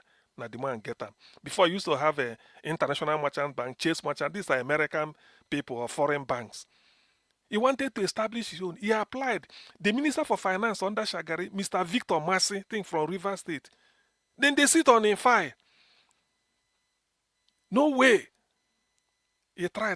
Now his wife, Subomi Balogu, and the wife discovered that Ekweme attends church at Falomo, Church of Assumption, Falomo Ikuya, that junction where you have an NPC. Because of that, they have to set out to go to that church to ambush the man. Ekweme as in they come out for church now. If in the church, say soldier they there left and right. As if they come out, soldier left and right. You can't come close. Now your wife, stretch-handed, draw Ekweme for shirt or sleeve. Soldier say what he say he want to see, I want to talk him. Ekweme turn, he say, see my husband. He come wave him. He say, ah. He say, soldier, leave him. The man came close. He said, okay, I book appointment. Come to so. Give him, say, come.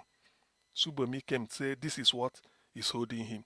In his presence, Ekweme summoned the Minister for Finance. He came, he said, what is happening to this application? Please, the first indigenous merchant bank in Nigeria. You see him? Supposing he chop Ekweme money, 1970, if I no get this thing. And do you know it? Ekweme is from Oko, a small town in Agwata local government, my local government. It's very small, landmass, everything. Subomi, because of Ekweme, opened a branch in Oko, in a very rural area, where you know that the overhead cost will be enormous to pay the staff, because which merchant bank he bring and come Oko just to make sure Ekweme people benefit. People know. What of Adeniro Ogunsoya and Zeke? The day Adeniro Ogunsoya from Ikorodu died, it was a carnival because he was a friend of Zeke. Zeke died on the 6th, either 5th of May 1996 or 10th, either May, I've forgotten the exact date, 1996. When the corpse was displayed for what they call the lying in state at Tafawa Balewa Square, Adeniro Ogunsoya saw Zeke. After looking at it, he cried. I think they say he went home and he died. Go and read about it. The day they buried Adeniro Ogunsoya, Ndi Igbo, Ohaneze Ndi Igbo told the Ikorodu people, say, don't worry, food and drink. Just show us where we camp. The luxury buses that move from Lagos, if I say na 10, 20, 100 are they lie, and cars, it was a carnival. Yorubas were shocked. Say Adeniro Ogunsoya. So he say Igbos like and like this. There are a lot of things. Don't generalize. Tinubu is just the person that is bringing shame to Yoruba people. Tribalism, hatred between Yoruba and the other tribes or Yoruba and the Igbo, no day like this until Tinubu came in. It has got nothing to offer, then it has to stoke up ethnic sentiment. Look at the wife. Said on video, we were buying Igbo in Lagos and seize all their properties. A wife of Tinubu, a senator then, no. And now they are in power. So this is, please don't be deceived. I know there is we can't do all, but the truth is this. Don't generalize. That's just my own. Don't generalize. There are good things. One or good thing about a Yoruba you will see. I've said something about Subomi Balogu. Can you beat that? Coming from a war front. What if the man has changed paper and then say, take that Ekwueme's building or knock him down and build another one? What did he go talk? Yet in they give him money. Or maybe Ekwueme come back, he say, look, this house, I just finished renovating it and never even recovered the money.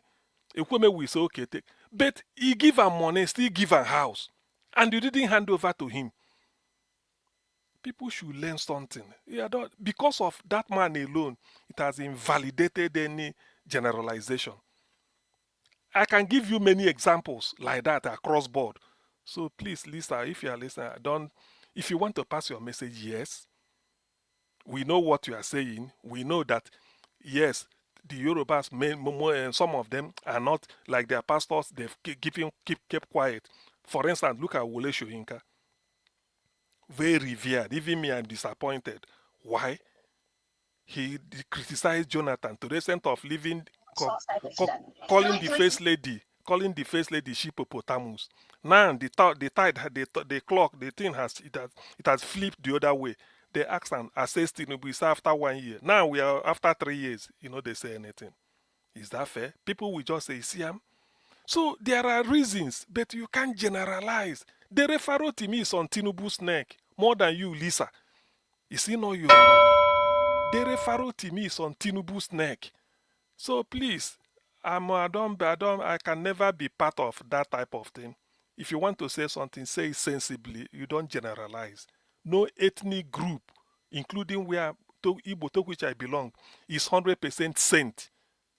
Or like Oscar Wilde, the Irish writer said, every saint has a past, and every sinner has a future. So please don't generalize. That is just my message today. Thank you, Niger Watch. Okay, Augustine, thank you, sir, for your. I'm available. Yeah, please hold on. I would like to quickly. I like the fact that you came in to address this because normally, even though my brother have addressed it already, Mr. Jonathan, but I like the fact that a fellow Igbo person will come in to send a direct message to Lisa on that. For me, I did not wanted to talk on it at all because me, I was just only picking, on the satanism of the APC Tinubu-led government. That's what my only thing. So I know that one or two people will respond. If you listen to what Mr. Jonathan said earlier on, Mr. Jonathan pointed two things. One, for Lisa to say that she don't want to be on the space, or I don't know how she said it, any space with any Yoruba person. That was far. That was just far. For me, like I said, if you listen to my submission earlier on, I said it. I'm not here to defend anybody, to be honest, because that's what we call a panel. Let me give my submission. That people can come here and give your submission, But there are some words you cannot use. And Augustine just stated it just now. You might have a wonderful message. I want everybody to learn from this. You might have a wonderful message, but the way you pass that message, people might not listen to that message anymore. Lisa is somebody that speaks well. She knows how to. I don't know. Maybe there's something she's passing through that she's not talking about because there might be some kind of fight that is going on. There was a time Edo people and Igbo people were fighting on social media. When you see maybe one Edo person come out now, they bitterly talking on our own space or his own space, you might think that, this person is just this, is that, not knowing that there's fight going on. So, or you might see Igbo person coming out now to speak bitterly, you know, say, So for me, maybe there's something going on between. You did deep, oh. Yes, now. Yes, it might be, no? You know? Because, go ahead. The way they talk and be say, that line where you just go touch now, the way they talk and be say, Abi, you don't befriend one Yoruba person. Yes, if like, we don't dump you.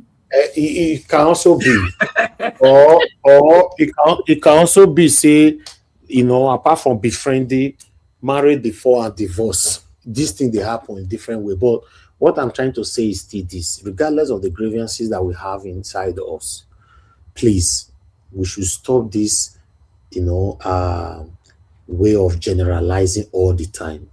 Oga said it just now when you say Igbo people, he said automatically you've added me inside. You know, as a innocent man, why are you adding me to what I don't know? That's not true, you know. But for me, I know the generalization of a thing. Sometimes these people, they don't mean it. Yes, they don't mean it. Let's be honest. They are just giving submission. Maybe they don't have the time or how to put it right. But not everybody can say it. But not. Yes, sir. The example I gave, why can't people use the example of Subomi Balogu? Say, Yorubas, they are good, though. Look at what Subomi Balogu did for Ekwueme after the war. Why not use it to generalize about them? Dr. CM, you don't say no, Dr. CM, the understanding is different. It's different. You don't exactly. talk and say different, Dr. CM. Let me tell you. You don't talk and say history is the most important subject. People know history. If anything, me today on this platform, I learn new thing. Let's put it like this. Let's put it like this, my people. I listened to Oga CM. I listened to Mr. Jonathan. Although Mr. Jonathan, you started by saying that you disagree with me. I don't know what you disagree with me. Now my own submission maybe give today. You know that straight bullet when I still try and go come my side. And me, I just give my own submission and I refuse to defend anybody's speech. So on that, nobody should blame me for that. I pity you. You are sitting on the hot seat. You know, so yes, but still, my people, I'm talking to everybody now. The generalization, sometimes when it comes to ethnic group, please let's stop it. Let's stop it. Although most Nigerians are like this, so I'm gonna get that for mine. Many Nigerians now, so they think they talk. You know me say that majority, majority, not be many, majority, exactly. No me say that they're actually generalizing. That's how they talk. Look at the Asian people now fighting themselves on TikTok or Facebook or wherever. They are saying Edo people, Asian people, Asian. So nobody really have that time to come now say some Edo peoples. Even though they did not put that some, you already know that they are not saying all of them. You know that. So all this education want to start educating people all over again. You must let to put some. It's not easy. It's not easy because that's how we take grow. You know, it's part of us. It doesn't mean we're actually generalizing, but still, you know, it's just like that. But still, I'm a fan of Lisa. I'm a huge fan of Lisa. I have to put that in. She's not a perfect person. Yes, I understand her pains. You know, I believe I have the same grievances because Nigeria is not working. It's just that for her to be tackling just the Yoruba, that's the only difference between me and her. But still, she's one of the few, very, very few. Please mute yourself. She's one of the very, very few ladies out there that is very, very outspoken speaking today. So, you know, many of them are speaking based on the money given today. In case you don't know, I'm telling you today, any woman, in fact, any woman you know today that is vibrant on social media is speaking for his paycheck, except Lisa. So it's now up to you to go and be digesting that in your living room. I'm telling you, they are speaking for their paycheck. In fact, if now every other 10 that they receive their paycheck and they don't enter, you'll see how the body go pepper them. So me, I don't want to get carried away by emotions. Oh, this person they try. Oh, I don't see the way this person they talk. And I say that because of they can't look down on people like us that have never been on paycheck and I don't want to be in anybody's paycheck. So yes, But for me, organic people who are expressive, I will not stand to talk down on them. I can only correct them according to Mr. Jonathan. Mr. Jonathan, I like your submission. You say you want to correct her and all that, you know. The most educated people in Nigeria, you challenged that when she said that is not the Yoruba and all that, blah, blah, blah. You know, on that, for me, I don't know the most educated person in Nigeria, the tribe in Nigeria. Unfortunately, I don't know that. You know, but I would like to be lectured on that. You know, me, I not just know, I just know say you're on my own lane. I don't want to believe on those kind of statistics that divide Nigeria. I don't like it. We don't have any statistics yet. Exactly. So I hate those kind of talk or engagement because it's part of the thing. In case you guys know are aware what divide Nigeria, ethnicism, tribalism, religionism, traditionalism, this kind of debate of the best in tribe and all that, all these things have destroyed us. So if we can start to be shunning them, then we'll become better and be united. God bless every one of you. I appreciate you all. Let's hear from Stay Humble. Then we'll go straight to Oga Chris. Stay Humble, talk to us. Good evening, sir. Yeah, thank you very much. Sorry, I had an audience and had to attend to it. But good evening to everyone. Those in the panel and the comment section. Yeah, I listened to the I think the beginning of the show, or if it's the beginning or maybe the mid show when I joined. And you were really, really passionate about issues relating to tribe, ethnicity, etc. And I paused for a moment to ponder on a few things about Nigeria, really. And I was a little bit surprised, that we're starting to recognize the ethnic leanings of people, something that in the past we've neglected or we've refused to actually attend to. One thing about Nigeria is certain, that Nigeria is a constellation of ethnic nationalities. And the way Nigeria was colonized was such that the colonial masters, they recognized that there were very big ethnic nationalities, very successful ones, okay, big kingdoms. And they didn't, of course, they didn't really care about whether they were united or not. What they just cared about was just bringing territories together and say, okay, this is a country for their benefit and only for their benefit only. And because of the way we were colonized, it was more of an indirect rule. We didn't really have anything binding us together. It's different from what they did in East Africa. In East Africa and Southern Africa, they had the white men living with them. They had the colonialists, taking their lands. So they had to actually confront the colonialists face to face, So they had to be united. In South Africa, for example, of course, we had those ethnic nationalities, but they had to be united by a common cause because their survival was at stake. We didn't have such problem in Nigeria. In fact, Nigeria, I think, should actually be the only country among the colonies that when it was time for independence, one region said, no, we didn't want independence. So you can see how divergent it was. There was never, ever, there was no sort of unity at all. And the British actually ruled us that way. But the thing is this, can we actually achieve goals together? Yes, while recognizing those ethnic biases and leanings and predilections. Can we achieve goals together? The answer is yes. What kind of government do we need? Considering the fact that there is no, we don't have a nation. There are just many nationalities. The present system that we practice, is it the most suitable? The answer is no.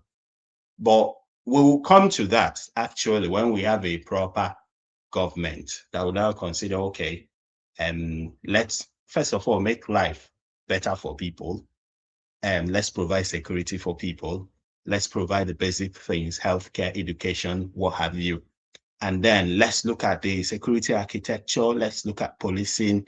Let's look at the structure of government, what have you, judiciary, etc. So what we have today, sometimes when people talk about self-determination, you discover that they face a lot of opposition, they face a lot of attack, and they are seen as people who want to scatter the country, divide the country. And then people will come out and say, no, we are one Nigeria. It's one night. Let's talk about unity. But when it comes to other things, people will recognize quickly, we are this, we are from there, we are from there, we're from there. Yeah. I think that's a little bit hypocritical. When we were growing up, we faced a lot of difficulties, a lot of discrimination. And sometimes when I hear people mention some ethnic nationalities, let's say the Yorubas, the Hausa, and then you compare them with the Igbos. I think what the Igbos, the position of Igbo people in Nigeria is different from the position of other people. And for you to understand that, it's a shame really that people who are very popular today, even on social media, the influencers, they know very little about our history. And they know, very little about even our political history, dating back from pre-colonial days. So because that should be a very good start, knowing the political history and, so that people would actually, I was surprised when David Hundeyin wrote an article, and in that article, he said that he got to know about things that happened when he was in the university, things that people knew when they were in primary school. And David Hundeyin is a respected investigative journalist. And if David Hundeyin got to know about it when he was in the university in the UK, what about so many other people who we respect, who don't really have an understanding of these things? So understanding of these things will actually help to know that people are not rated the same in this country. And how people are rated in this country, how people are treated, sometimes it influences their reaction to things. Having said that, I know that apart from the Civil War, the period during the Civil War, or the Biafran War, if you want to put it rightly, and after that, this is the only other time that we'll be having very, very sharp ethnic divisions. And that is orchestrated by who you all know. And that is one of his weapons, apart from, let's say, thuggery and, buying people. That's one of the weapons. Blackmail is also one of them. So, and that's why you see judges are afraid, top clerics, be it pastors, priests, even those in the Muslim world, they are afraid. Because if you have a little skeleton in your cupboard, they could use that to blackmail you. So that's why you see people not speaking up. But I want to correct an impression that I hear and I see very often. And what's that impression? That most Yoruba people are supporting Tinubu. That is wrong. We've seen a lot of opinion polls. Yeah, I know that people will come out and say, oh, this, the APC people, they want to rubbish every opinion poll. But those opinion polls are true. All the opinion polls you've seen, can you tell me two of them that's giving Tinubu majority in the Southwest? Most of the opinion polls you see, they give Peter Obi the most votes in the Southwest. The Southwest is tilted. It might not be, to the same degree as the Southeast or South-South or North Central. Because sometimes you might see, the South-South 80-something, 90-something%, same as South. You might see something like 60-something% for Peter Obi in Southwest. That is still significant. But people want to create an impression that Yoruba people are for Tinubu, that most Yoruba people are supporting Tinubu. That's not true. But that's what they want you to believe. And that's why they want people the people that they are paying 2,000 or whatever amount to go in with Yoruba usernames. So when they go with Ademola, they're going with Ayodele, so that when you see those names and they are calling Peter Obi or this, so when you see those names, you see, oh, these people are Yoruba. That one is one of the strategies, CIA, whatever strategy that they are using to make it look like some particular ethnic groups are against the other. But that's false. And we should be very discerning. And that should help us to demystify, all these things, that they are doing, and let people who do not know, because this place is, we have a cream of very learned people, very exposed people. You see some of these things, all these ethnic brouhaha that we are having. It's also seen elsewhere, in other parts of the world, even in the developed world. In the United Kingdom, for example, in the last 2 years, we've seen an increase in, racial, ethnic, whatever, religious strife. But, if you are in the United Kingdom, for example, since the new prime minister came in, there has been some decline in all these things, because he's coming in with new policies, and people, think that the country will move forward.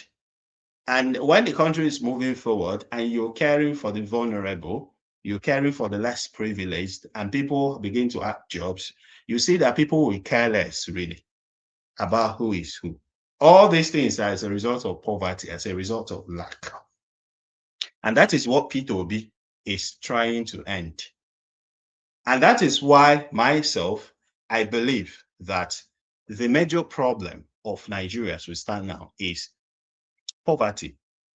That if you tackle the economy, if you come in, you do the right thing, you are an example, you are not a thief to start with. People are looking up to you. People are admiring you. You are living what you preach. And you start to turn the economy around. People start to get jobs. And people start to have food on the table. Come on. And people start to have basic education, healthcare. Okay, thank you. You care about where you're coming as much as Thank you. Thank you, Oga. Stay on board. Thank you, sir. Thanks for coming in and thanks for putting your voices today. Oga Chris, it's good to have you on the show. Guys, make una press on the like now. Is it too late to press on the dollar sign? I be I don't still offend people today. Now only Mr. Jonathan and Lisa now be offend people today, not be me. Wanna press on dollar sign, I beg. Thank you, my people. God bless you all.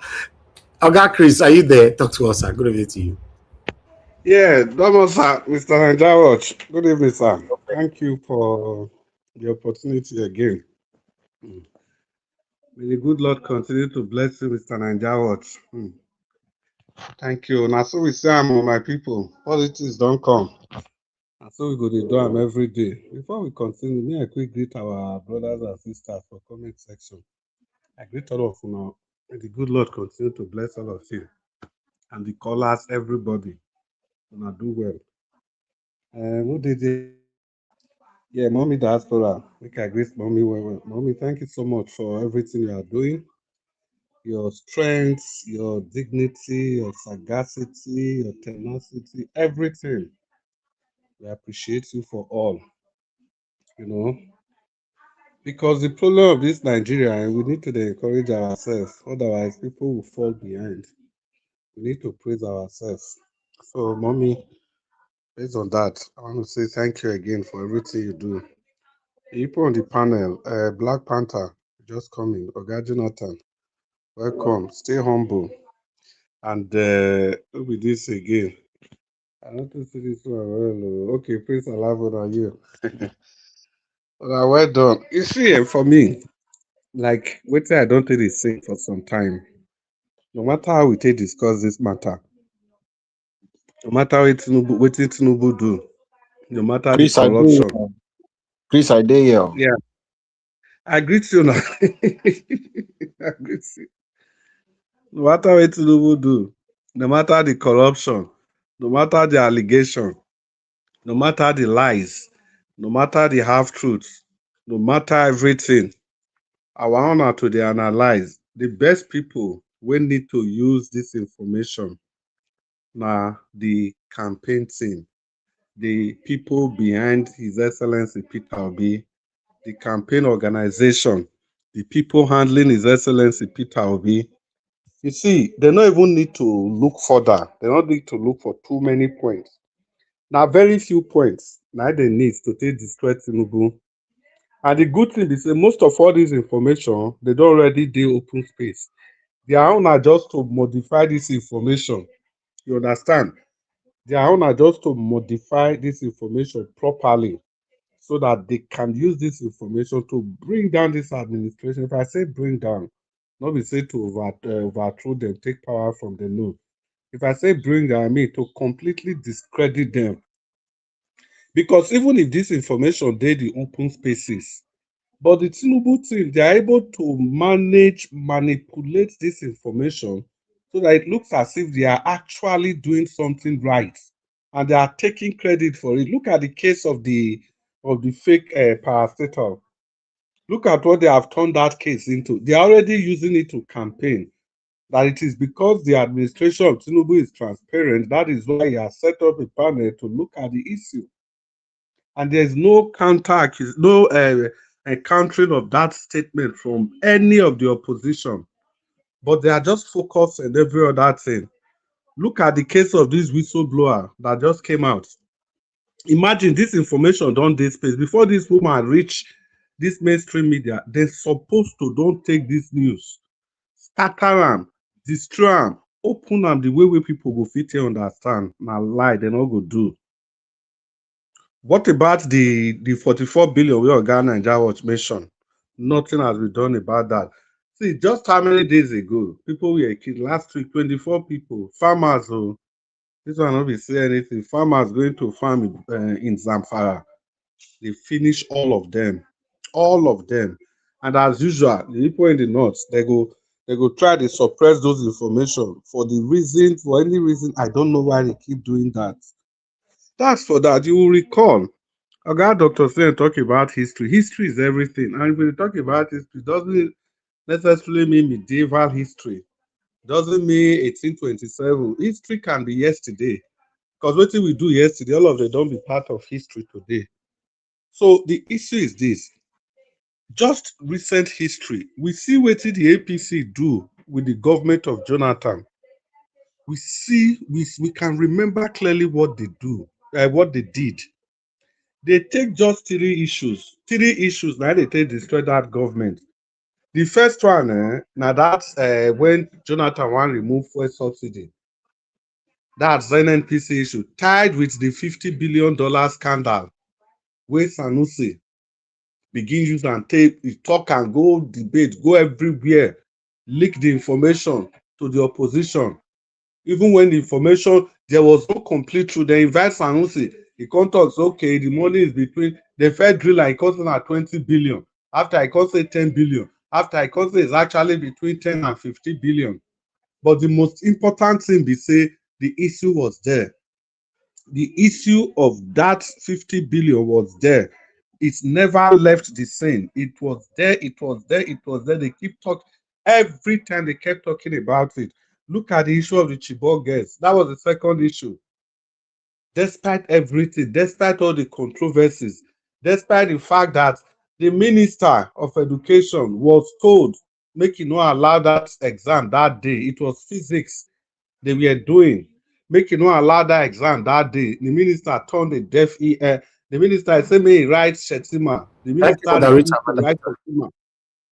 The minister refused to write Shetima because obviously the minister was one of the Boko Haram members in the administration of Jonathan. It will not take a Wike, who was Minister of State for Education, to not do that letter. Not only that letter be waiting the government still they hold on to till today. do that letter to the school, make una no hold this exam because we've heard that something like this is going to happen. Yet they went ahead to hold that exam, and the principal of that school, after that Chibok saga, was made a commissioner in that state. Continue. Another matter again. Look at the Obasanjo letters. The letter where Obasanjo write to Jonathan, training of snipers and everything. Now, I'm not crediting all these things. What I'm saying is that I'm just trying to paint a picture. The method, how the opposition, how they opposed the last government, how they stayed on the issues that were already on the public space to deal with the government, to make the government to become very fidgety. You know, when people are fidgety, if you put them under pressure, the next thing is that they are going to make mistakes. You must make mistakes if you're under pressure. So that is what this government, this opposition ought to be doing. Yesterday, we were talking about the interview. Oga Jonathan said within 48 hours. But he said within 48 hours, the NDC, the APC, Bayo Nanuga was specific. Say he go rubbish that interview. I got good news for you, Oga Jonathan. It don't reach 48 hours. Because by this morning, Bayo Nanuga and the school, they don't destroy that interview. They have destroyed the interview, pick out everything they can pick out for the interview from the interview, and taking the interview to complete shreds. And yet, no response from the NDC. After His Excellency finished that interview yesterday, by this morning, we expect the people in the NDC, the PRO, the people they employ, those people should be talking. Excerpts from that interview. Those people should do a follow-up. Then we'll go this media and mainstream media. Begin to talk about specific issues. Not all the interviews again, section by section. The issue that has to deal with corruption, they talk about that. Okay, Oga Chris. Yes, sir. Oga Chris. I want to ask people on this panel. Oga CM, are you there? Mr. Jonathan, are you there? I want to ask you people a question. You know, Oga CM still with us. You don't come out. Yes, you can ask me. Yes, I'm here. Okay. Mr. Pansat is on the backstage. You know he's banned for 1 year. He never reached. Should we forgive him or he should complete his 1 year? Both people in the comment section, everybody. Please bring him in, I beg. Bring him in.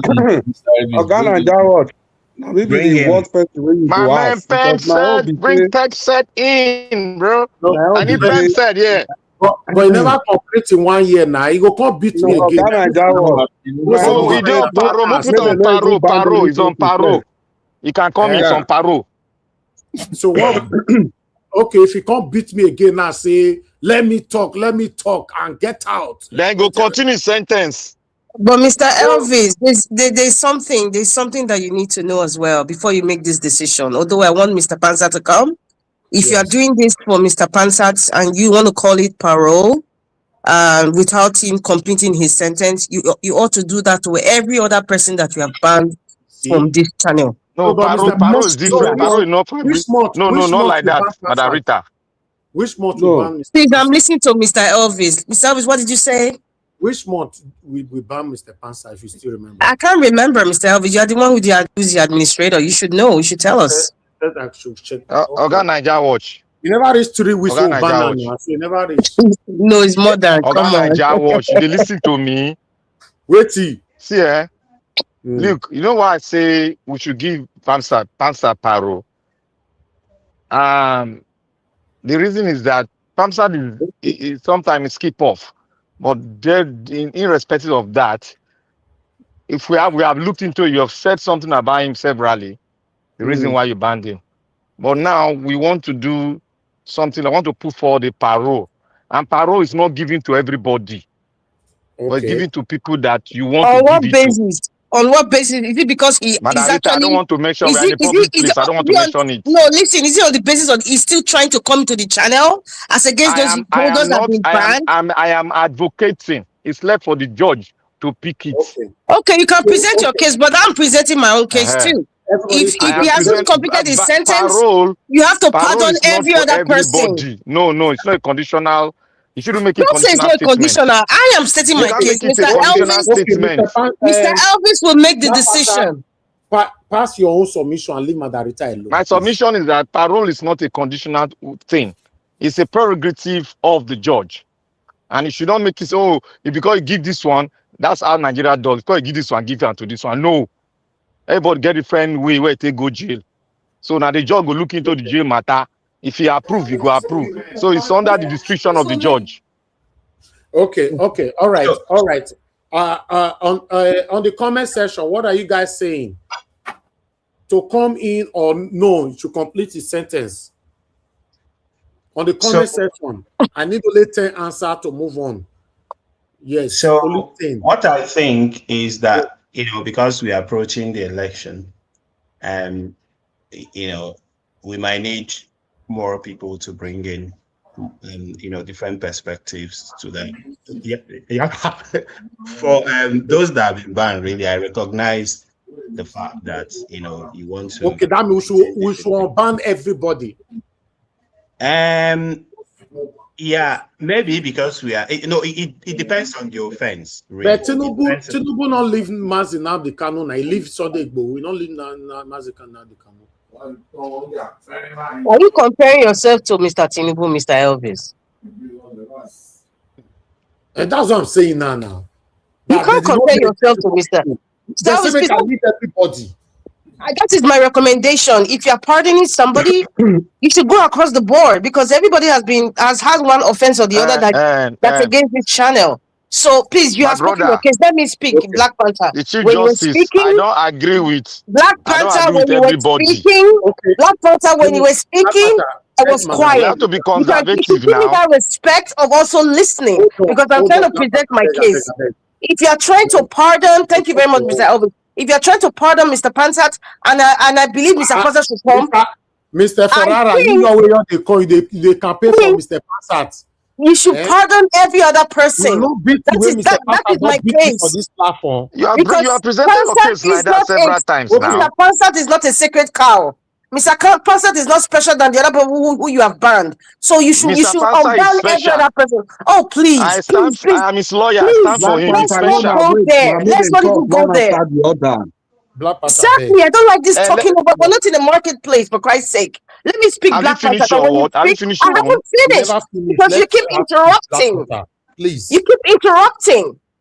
Speak Mr. now. Elvis. Stop talking on my side. Speak your words. Holy moly. Mr. Elvis, okay. This is my case. Ahead, if you're banning Pansat, if you're unbanning Pansat, I am bringing him into the show, which I'll be very glad. You should also unban and unblock every other person because we are starting afresh. Let us start today. Thank you. That's my case. My George, can I put my point forward? I'm advocating for Pansat. And Pansat alone will I advocate for. The issue I'm not a universal person. Let us give Pansat a parole. Not everybody. Please. You said it already. Thank you. The issue has been overflowed. But there was something that Chris said that I thought was very false. And I don't want the listeners to go home with that falsity. He said that the interview that Peter Obi granted, that APC persist, I don't know where you got that submission you the give so I got to say I thought you want to say something to your 8-minute submission. Sorry. All right. Thank you, everyone. Oga Pansat, open your camera. Most see whether now you still be that. Most see whether you still be like the pastor will know that time first, because this one way you come here now that's so beat you can't beat person. Mr. Pansat, you're I don't know how to tell this old man. Mr. Pansat. Yes, sir. I'm here. Does it mean you they miss? Your ban never finished now. What did they do for me? Say they miss say I cannot miss you because I'm here every day now. They see me, are they here every day?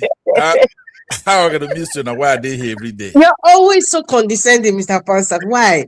Look at the response that you're giving. Now so God made me now. Always condescending. Now so God made me. No, I'm here every day now. On Mr. the show. Pansat, I hope, Mr. Pansat. Yes, Mr. sir. Pansat, I What's hope up? we will not have Well, thank God. issue the next 48 hours again. No. Remember, Nigeria is sinking. You and I cannot also be sinking here. No, Nigeria is sinking. Focus on Nigeria matter. You know, say me and you, we are kind of similar. We're not gonna change. If we fight again tomorrow, then we'll fight again tomorrow. But I will not break the platform rule. If you look at why me and you the quarrel, right? It has nothing to do with politics. We have the same politics. We get angry. We talk about all kinds of stuff. But don't worry, we'll play by ear. I don't plan to change. I'm here every day. This is our platform. I'm in the other platforms. If you watch me when I used to go to one man, went to more, whatever his name is. I'm the same guy. We have a problem in the country. We have to solve it. But I have come in because of Dr. CM. You know, Dr. CM has a lot of anecdotes. See, they talk, and the man is sweet. It's just they go on. Okay, Mr. Pansat. Yes, sir. It's not time for you to give your submission. Just hold on, sir. We'll come back to you. No It's problem. good to have you back. You know, punishment is punishment, but it doesn't mean we didn't miss you. Obviously, you know, you have a lot to say over what is affecting us in our country. Just that sometimes you don't give the opportunity or the room for you to express this. Then we lose it for another time. So, but I don't want us to lose it anymore, because at the moment now, we need every voices to how we can help Nigeria, help our country. You know, Oga Chris, I come back to you again so that you can round up. You know, you have 4 minutes left on your submission. Thank you. Okay. Oh, 4 minutes, that's still a lot. I didn't say not even 2 minutes. Well, like I was saying, where was I? Okay, I was just talking about the work of the opposition. Aha! That reminds me, stay humble. If I finish, I think you have to say how my submission is false. You just make a very profound claim that the APC, they've not done anything, the submission is false. I thought what you ought to do is to be asking me, and where did I get the information from? Instead of just concluding on your own that it is false. Well, I just leave that since you already conclude. I'm not going to say anything. Use your finger, go to Google, go to anywhere, and you find the information there. So, still on my submission, what I'm saying is that the opposition, they are not doing enough. They are completely at loss. The problem of Nigeria is not a binary, does not require a binary solution, which means it is neither yes or no. It is not whether it is black or white. It is not whether it is this or that. No. The problem of Nigeria is like a rainbow. It's a spectrum from one end to the other. So we have to be able to manage this array of different colors so that we produce that final color that we need, the color that is desirable. I think that's what the problem of Nigeria is. That is why I encourage everybody to discuss, because people have different perspectives. That's why I clearly support Mr. Pansat to come back, because I just believe when issues come up, we all attack issues from different perspectives. And people that are listening to us, they are not able to form opinion on what we have said. So, back to the NDC, I think if Peter Obi is going to win the next election, the opposition is only scratching the surface.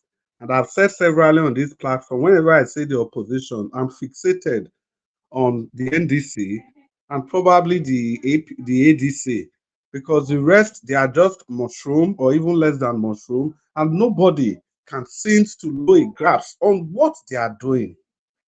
The whole place is full of chaos. There's just chaos. Nothing is coordinated. You can't seem to pinpoint to any active job they are doing. Every day it is the APC that's in the news. They control the news. They control the narrative. If you look at the kind of things we discuss here, the vast majority of the things we discuss here are the issues that the APC, they've thrown into the public spaces. Those are the things we discuss here every time, every day. What we do, we now try to look at it, we bend, we shape, we try to modify, we try to speak to the truth. So people, the thing is that while we keep doing this, we must take time to speak to the NDC. We must take time to speak to the handlers of His Excellency Peter Obi. I don't know how to say this again. If you ever think that Tinubu is your regular politician, Tinubu is your regular president, Tinubu is your regular party man, look, you are in for a long ride. Tinubu is not just your regular everyday politician, people.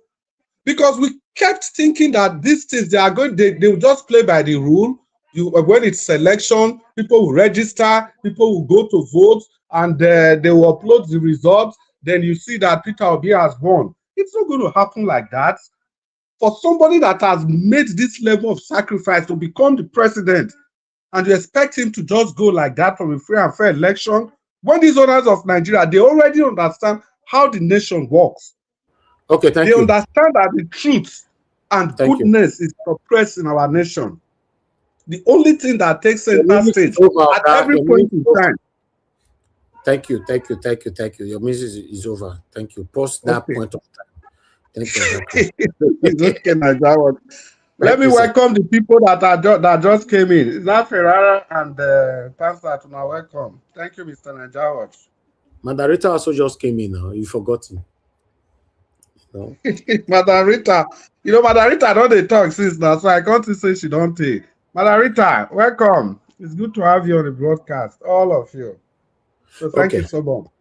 Yeah. Let's do this. Let me go to Black Panther, then before Madarita.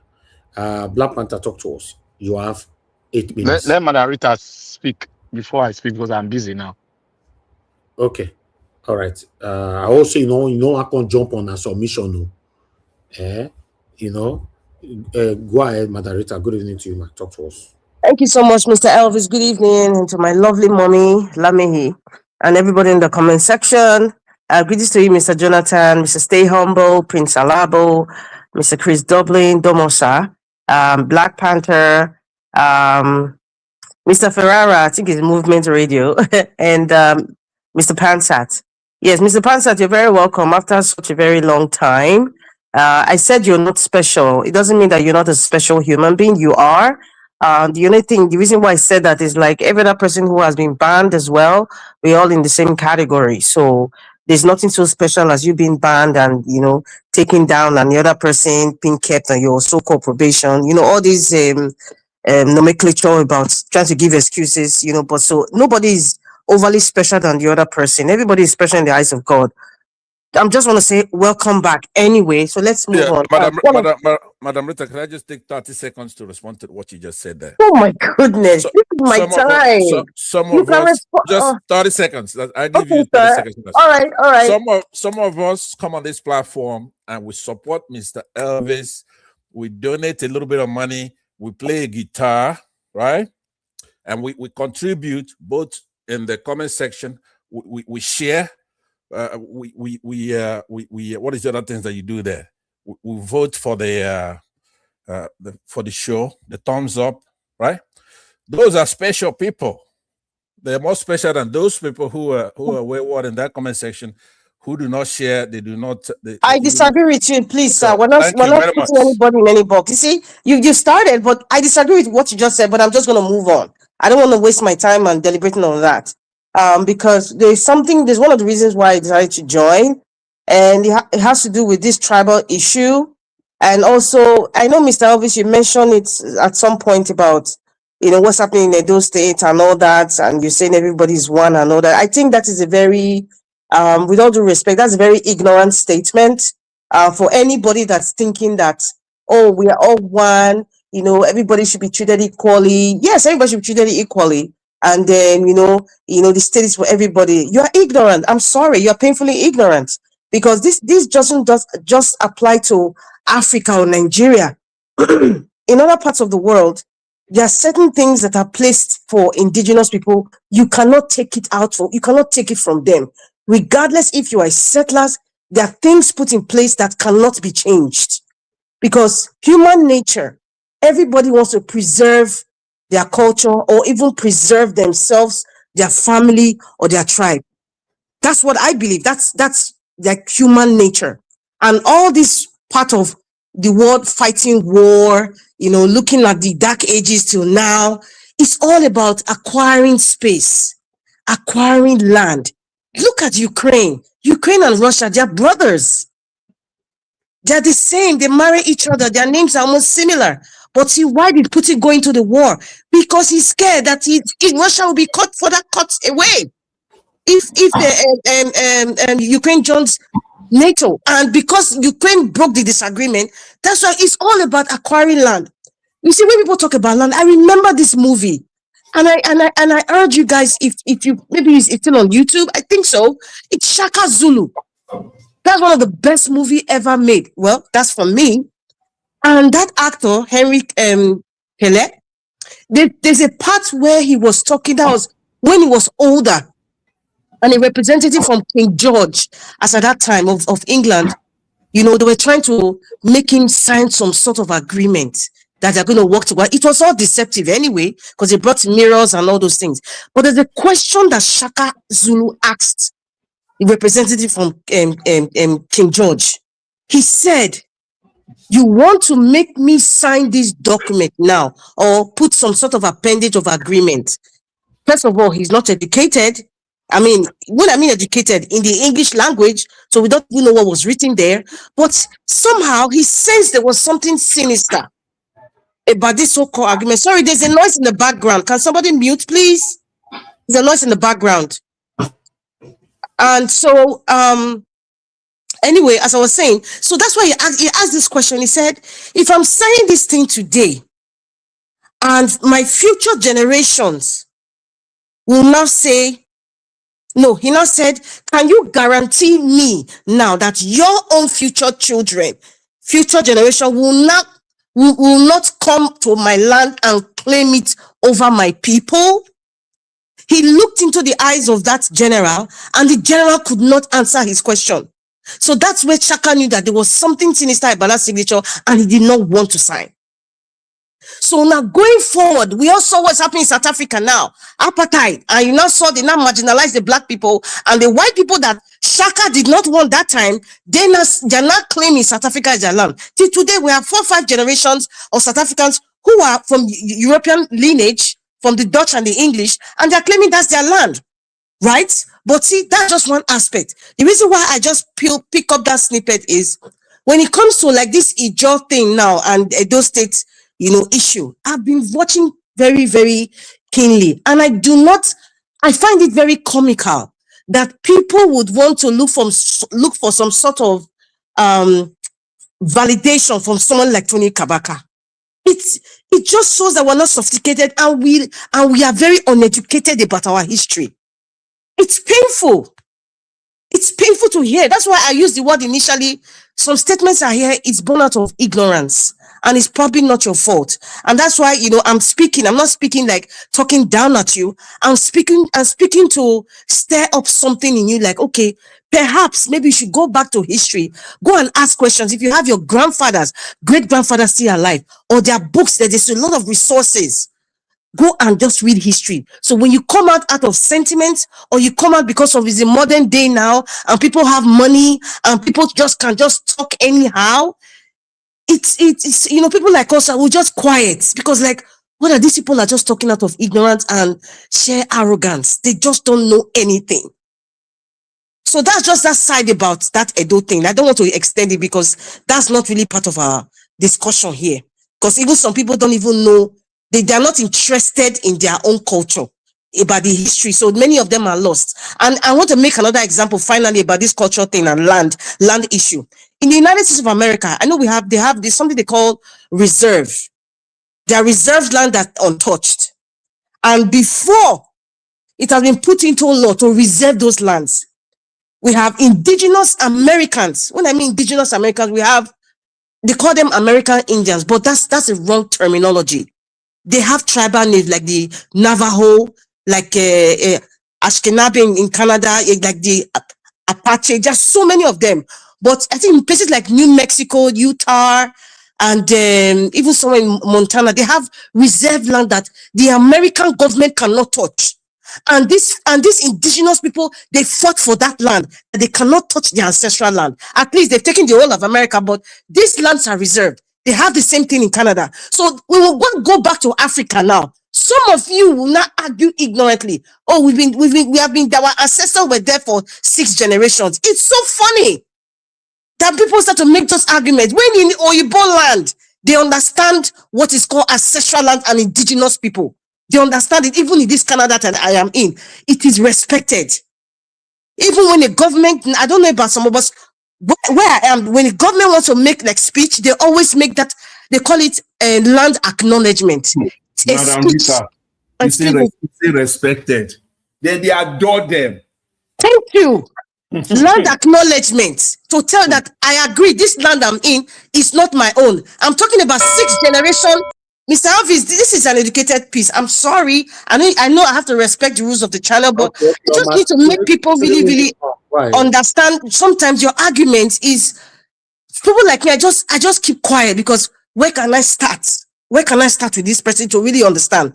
But now going back to, I'm just going to push that aside now. Now going back to what Mr. Jonathan was saying, coming back to Nigeria, we cannot be tribal blind. I have been preaching this thing. We cannot be tribal blind. Mr. Jonathan, I agree with everything you said, but there's one thing that I disagree totally. You said we should try to not to bring in, when we should try to focus on criticizing this government, the APC government, and also identifying the things that are not working. And we should try as much as possible not to bring in the tribal card. Mr. Jonathan, I could tell you that it is so difficult. It's like you want to bake a bread, and that ingredient called yeast is not in the bread, real bread. That is not bread. That's just how I can just express that, because everything that we are experiencing today, good and bad, especially bad, was born out of tribalism. From the army, even the so-called Igbo Kaduna Nzegu coup, it was born out of, there was a tribal issue going on in the Nigerian army, and this group of young officers were saying, you know what, enough is enough, but they went about it the wrong way, and then of course, Thank you, they Madam brought Rita. the tribal issue again. Please don't interrupt me. Thank you very much. Then, of course, the evil satanic leaders brought this tribal issue again and said it's an Igbo coup. You see, you cannot take out tribe from discussion about Nigeria. You see, Mr. Donald, we cannot. So that your statement, I do not agree at all. Now, this administration of Bola Ahmed Tinubu, in fact, this tribal thing didn't even start with Bola Ahmed Tinubu. From the days of, even from 1956, where oil was discovered, even prior to then, prior to that time, this tribal issue thing has been there, but in a very subtle way. That was not really noticed because there was no internet then. People were not reporting live things. People were not talking out. Whatever the newspaper gave you, you absorbed and you just took it that, oh, that's the truth. But now because of the internet, people are seeing things. I keep using the word SEEN. Is what people see, is what they're saying. And what people see is the real thing, because the internet and social media has made the world a small place. So you cannot take tribal issue away from how bad Nigeria is, because it was born out of it. Now it was amplified by Buhari. Buhari amplified it. He wasn't ashamed. He did it in our faces, and everybody kept quiet. Now this issue of Jonathan coming now, people are talking about, oh, all these Yoruba elders, or you know, some Yoruba elders are not talking now because of Jonathan, because they have not identified that now there is a Yoruba person who is, well, I don't even call Bola Ahmed Tinubu Yoruba. I don't know, because I don't know where he's from as far as I'm concerned. But since Yoruba people have accepted him, well, I will call him Yoruba. He's not president now. The way they criticize Jonathan, that's why people are bringing it now. You see why you cannot take out tribe? Because now you did it for somebody. Now you don't want people to do it to you. You are not quiet because your brother is even there. He's doing triple time worse than the person you people were criticizing. So how can you not bring tribe into it?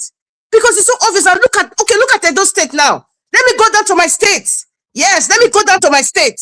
Charity begins at home. You are taking it out of context completely. Okay. I mean, like as in a 1000%.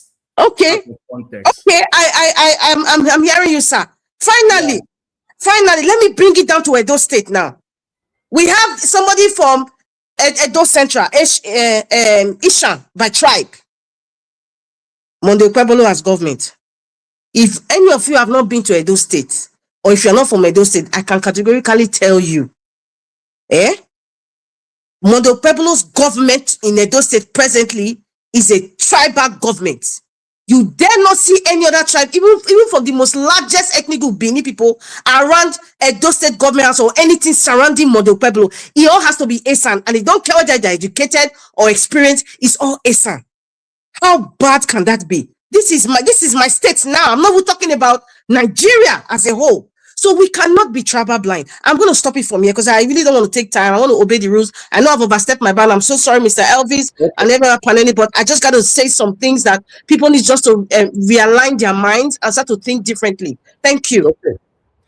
I agree with your submission, Madam Rita. Thank you very much. Thank you. God bless you. Okay. Black Panther, are you ready? Or I shall move on to I'm ready. I'm ready, Oga. 8 minutes. Thank you. Thank you very much, our speaker. Nigeria, may God bless you. And I thank everyone. Thank Mommy in Diaspora. And I will say all of that. I'll stand on the existing protocol. Mr. Pamsa, welcome back. God bless you. I want Thank to you, say sir. here that, yeah, Appreciate it. I want to say here that if you have been acknowledged while making a speech, please, we should try and make our returns, what we speak back, be mild. Please. No problem. Yes, I agree. And I want to say here that we all have spoken very well. And I thank Manarita for bringing that issue of that one. There's one issue he brought in which we didn't take notice of, about the people that owns the land. We should always acknowledge them. But in protest, everybody wants to claim the land that does not belong to them. They will bring history from nowhere. Nowhere they'll bring it and they want to claim.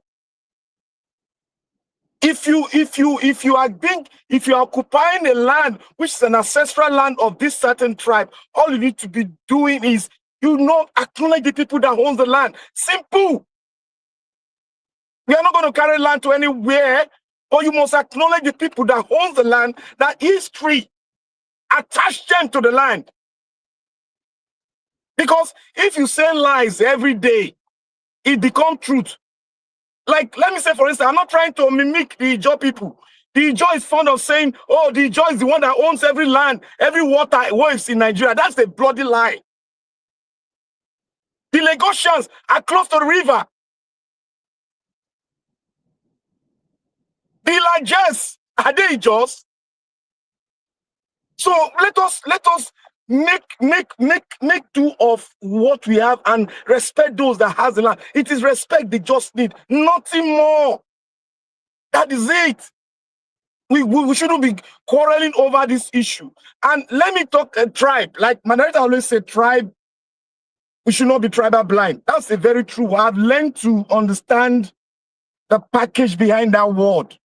We should not be tribal blind. You see, these things we are talking about tribe is what would have solved it is the constitution. It would have been the constitution that would have solved it.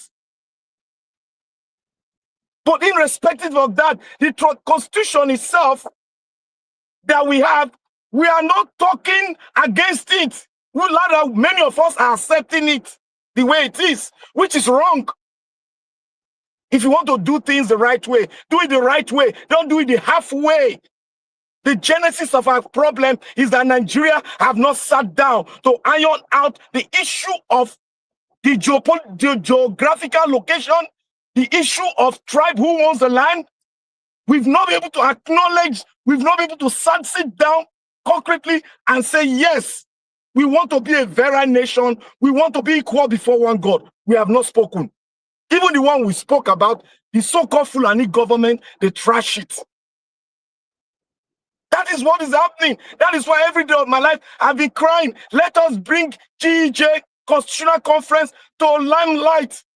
Let us have a lot of thumbs up on it. If we don't have thumbs up on it, we'll be merry-going around. And if people like me brings up subject like that, you will go against me.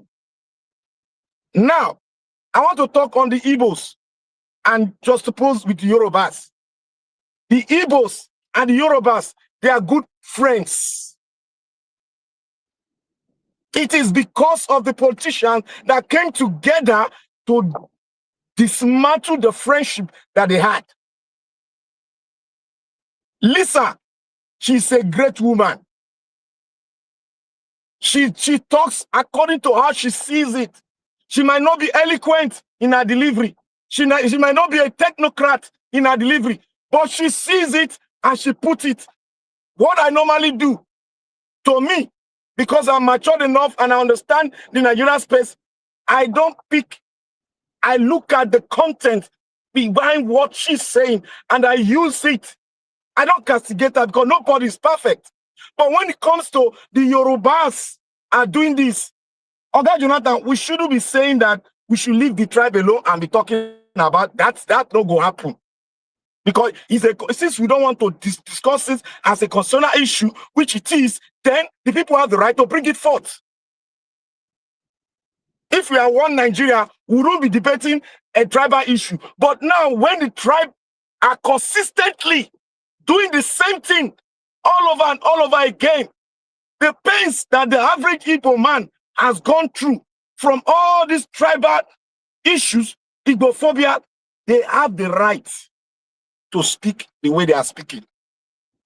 As we all have the right to get angry, they have the right to speak the way they are speaking. If you look at it, an average Igbo man has undergone a lot than any tribe in the history of Nigeria, quote and unquote. They've lost a lot. No tribe have lost a lot like them. So they have the right to speak. We can only try to curtail them and tell them the way they should put it. But we shouldn't say that they are acting under ignorance. No. They've gone that no man within us have gone through. They are still going through that pain. The houses are destroyed. Which of every one of us in this place that our houses are destroyed? Which of us, our house has been destroyed? But they have been destroying their house. They said they should go back to their land. Are you telling me that that person that you told to go back to his land, he will speak good of you? Or when he's speaking, he won't generalize it? When nobody is speaking for them, that is where we should understand where they are coming from. Please, I beg every one of us. Let us follow them. Let us try to change them. Let us be objective and do it well. The Igbos are part of the amalgamation. We should look at them. They have been subjected to a very ridicule way that an average tribe in us will go gaga. But because of where they are coming from, they decide to calm down. We are doing the talking a lot. We have been asking them, why are you not speaking? There's somebody speaking. Lisa is speaking. Lisa is more than 10,000 of people come from there. She's speaking every day consistently. We should give applause to her. Now, if you look at the history of Nigeria, what brought about the civil war is tribal issue, is tribe. It's tribe now. If you don't know, go and read your history, tribe. You didn't put this person more than my own person. Let us make it equal. You said no. Then they revoke and said they want to have their own country. They have the right, fundamental right. In the UN Charter, they have it. But what happened? A lot of people with ignorantly, a lot of people did not understand where they were coming from. And today, we all are suffering what the Igbos have suffered. So what does that tell us? It tells us that an average Igbo man wants to live among every one of us. He wants to strive to a greater height. Equally with every one of us also want to strive. We should not just cut them down. We should look at where they are coming from and put ourselves in their space so that we understand them more better. But that does not mean that we cannot curtail ourselves to speak lesser on the tribe if we want to come together. But irregardless of that, we should bring tribe into the issue in the constitutional matter so that we can harmonize it to get a very country. Like what they did in one African country, where if you make mention of tribe, you get into trouble.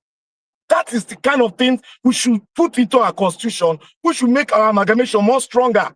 But if we don't do that, and we all are saying, don't mention tribe. Meanwhile, your constitution did not say that. It will continue to eternity. And we'll keep on fighting because we pay lesser attention in the tribe. What make us? It is tribe to come together. It's tribe. We came from one tribe. We must iron that issue out before we can move forward. It's either to take it out of what we are doing, or we format a system to curtail the tribal to nation in everything we do in our country. That's it. But if we don't discuss that, we run away from that, we shy from that, we are doing the next generation no good. We are doing the next generation no good. So Nigeria, please, thank you for your delivery, because delivery really balanced it. It was more or less, I would say, like a conservative one. We should face our fight. We should not shy away from our fight. Our fight is our fight. The tribal content is our fight, which we must fight. I'm not in that space whereby you talk in a very gentle way. Just iron it out.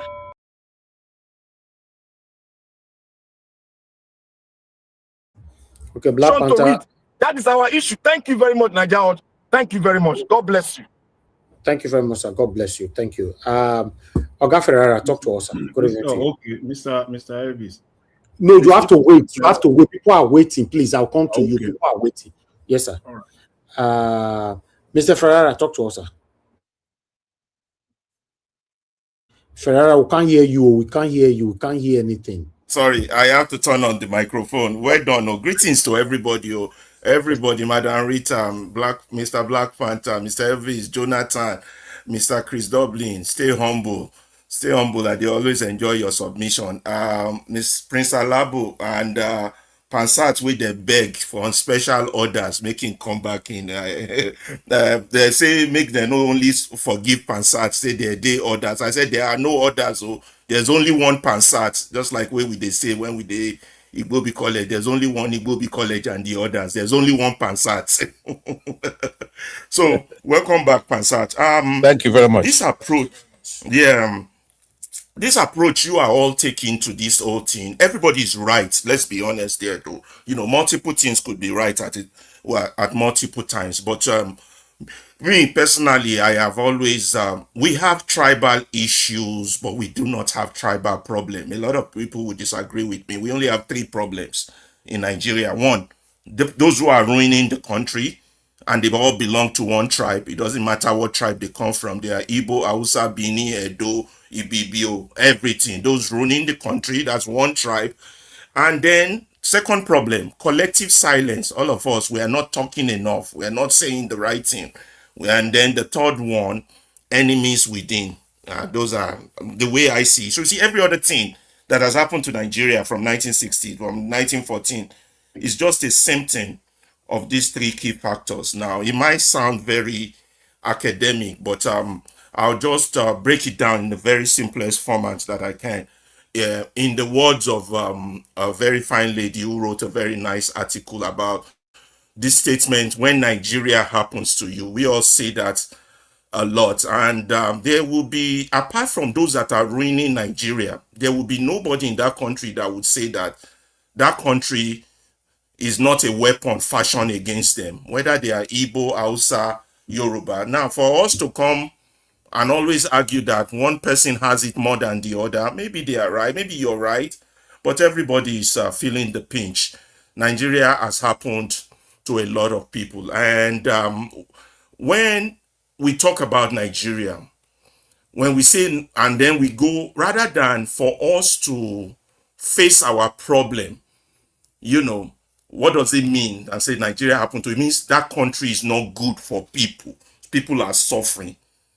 A lot of what the way we react to that is different. Some of us will go into fasting, some will go into prayers, some will go into attacking other tribe, some will go into anger, tirade. Everyone is justifying how they react. But what the most important thing we all need to do that we are not doing is to unlearn the learned helplessness, because we all act and talk as if we are helpless, as if we are children, as if we are babies. And this thing called Nigeria, that is being run by these ruiners of Nigeria, is happening to us. So we surrender our ability to react, to respond, and fix Nigeria, because they are the other alternative we take.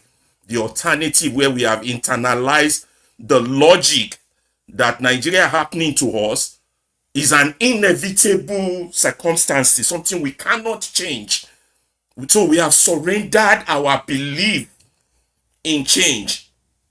Thank God some few leaders are still pushing, those obedience movement and all, the Showores and all, are still pushing that, no, a change can come. But majority of us have surrendered our belief in change. A lot of people have even given up. Now, when you say something like Nigeria happened to people, and it is happening to a lot of people, it just happened to those children in the forest, and there are still some more children in the forest from Borno State, and more as we are speaking are still being captured. These are Nigerians like you. The fact that they're not in your circle doesn't mean they don't feel pain or they don't bleed. Nigeria is happening to them, but how are we responding? How are we reacting? That's the key issue. What a lot of us will say, let's just pray about it. May Nigeria never happen to me. A prayer is to be spared from one country. You're saying a prayer to say, God, save me from my own country. Or your japa, you want to run away from your own father's land. These are your solution. Too bad South Africans are killing us in South Africa. So maybe we need to think about running back. Although some of us in America and Canada are still enjoying, and London, so that we can still run our mouths. But the fact is that when we say, may Nigeria never happen to us, we are not asking for fixes. We are taking the road of avoidance. We are avoiding to confront whatever is responsible for our pain, for our suffering. And that suffering is huge. Now, when we come and talk about tribe, let me tell you one thing. At the National Assembly, when they send prayers to each other, and I'm not talking of prayer to God, though, I'm talking of prayer with money, paycheck. When Akpabio is sending prayer, they don't look at tribe. So all of you fighting each other here about tribe, whether Igbo likes Yoruba more than Hausa or this or that, you're wasting your time. All of them there, they are the same tribe, the tribe of the ruiners. And here we are, pushing the argument, my tip is better than the other argument. So when we when we are praying that God should spare us from our own country, we are avoiding solution. The fact is, somebody somewhere is responsible for our pain. Who? That is the governance failure. The government that majority of us, not majority, don't use that word, most of us still support. You will see some idiot, they will come from England, come from Canada, come from anywhere, and still support this demonic, satanic APC. APC is worse than the Nazi party. If you don't know, go into history and read about the Nazi party. Nigeria is currently in 1933, 1935 of Nazi Germany, whereby a fascist party that does not have the interests of Germany have taken over every aspect of life of the German people. The same thing in Nigeria. Every aspect of our life have been taken over, from the judiciary to the journalists, to the press, to the doctors, to the lawyers, every aspect, to the civil society.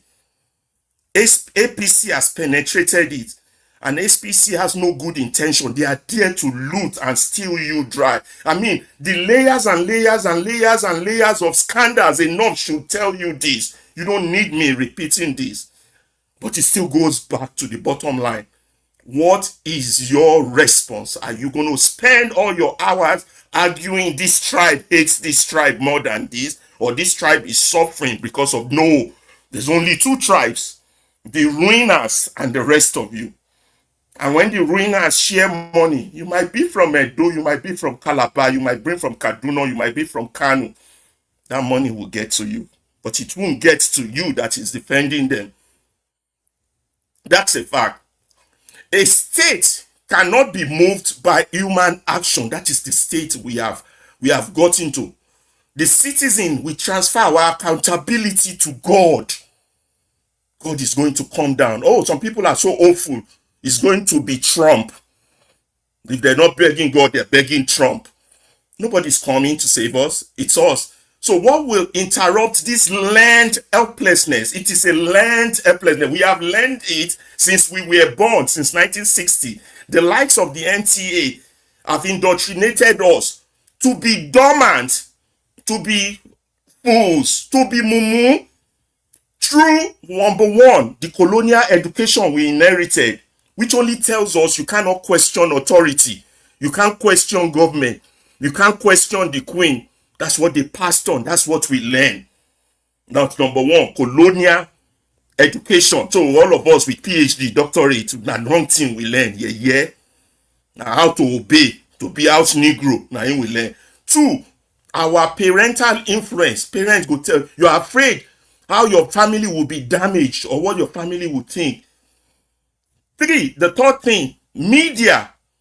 Our media is an instrument of expression. All the media, all these Arise, Channel, NTA, TV, you can go on and on. They are there to sedate us, to be mumu. You understand? Our media, and then they are this or then our job. Majority of us living in Nigeria, those living, their job is connected to survival. So if they don't follow what the government tells them to do, they can't survive. So when you put all these things together, you now see that we have been structurally engineered to be mumu, that we cannot think outside the box, that this condition is caused by humans and it can only be changed by humans. And let's start thinking on how to change this. So what is our path to liberation? What will interrupt this learned helplessness that we have acquired? What will rupture or demolish it? Or how can we demonstrate proof of change? Right now, this battle to remove Tinubu is like you're trying to remove somebody Abacha times 10.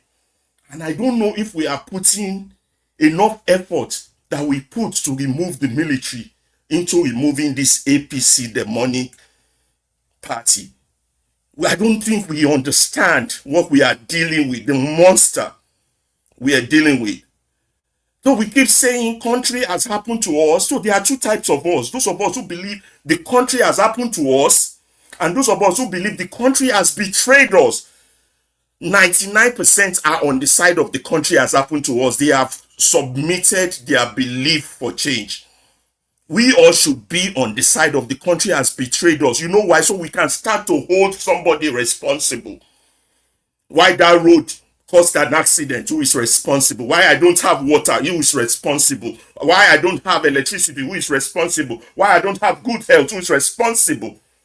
But the moment we keep calling those responsible brothers and sisters, fathers and mothers, we're not going anywhere. So it's a question of resignation and liberation.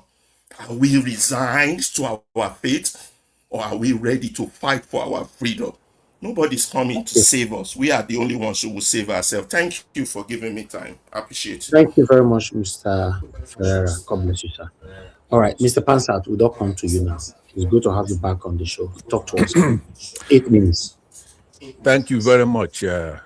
Elvis, fellow panelists, those in the comments section, especially Mommy Diaspora. Let me begin by giving you kudos on this platform for your tenacity here, perseverance and persistence, doggedness, resolution. Great. I do watch the show daily, monitoring everything that's going on. And this, the panel has been consistent. A lot of people come in and they do their thing. And we're very proud of all of you here who are fighting the good fight, and those who have other platforms and Nigerians who are struggling to make sure that we arrest the situation that we have. Now, why am I here today, particularly on the panel itself? Like I said, I'm on the show daily by listening to others, get some ideas what's going on.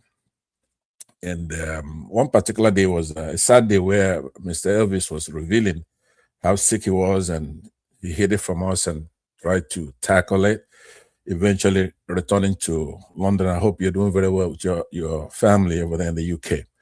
So now, some of the things that are transpired here, by the way, a lot of them are very small. It's not the major thing. So today, being my first day to get on the panel, I'm going to avoid the heavy stuff. It will not be fair. Some time has passed, so we learn every day. How do you communicate? How do I get my delivery in without all the acrimony and all the nonsense? So we're going to try to learn from the past. So let me use 1 or 2 minutes of my time to say that when it comes to democracy, the tradition that we have, a lot of us here did not come up during the military regime. I did, but a lot of Nigerians nowadays, they didn't know about the military regime when we're united in fighting the beast at the time, which is the military government. Now we have some type of democracy. So when we talk, particularly this statements I'm going to make now is for Dr. CM. I disagree with Dr. CM on this. I believe that Madam Rita has it right. We cannot be tribal blind. Unfortunately, we cannot be.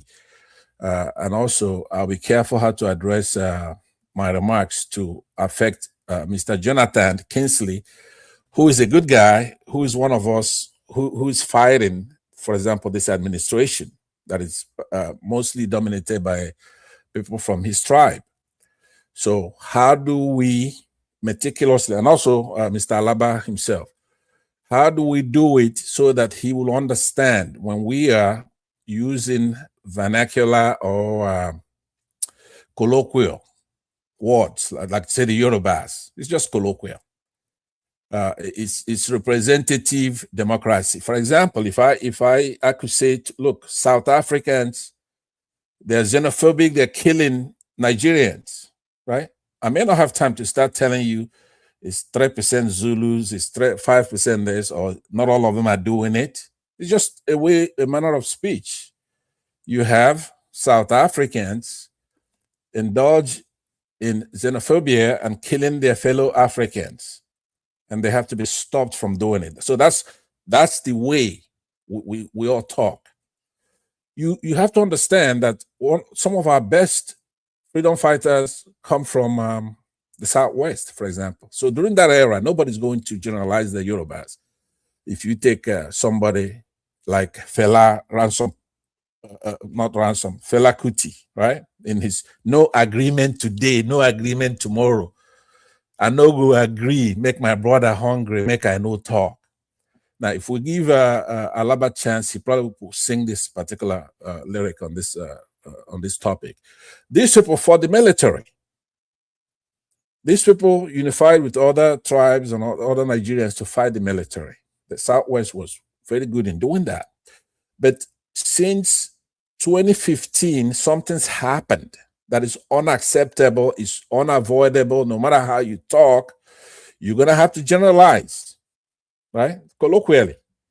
And those who are with us have to bear with us, because stopping us from generalizing and the good you do as one unit, one individual, maybe 5% of people from the Southwest, it doesn't cure it for us. We'd rather lose you than not to say it the way it is. Because you have to, for example, I don't know if Mr. Elvis has a way to put up the cabinet of this particular Tinubu administration.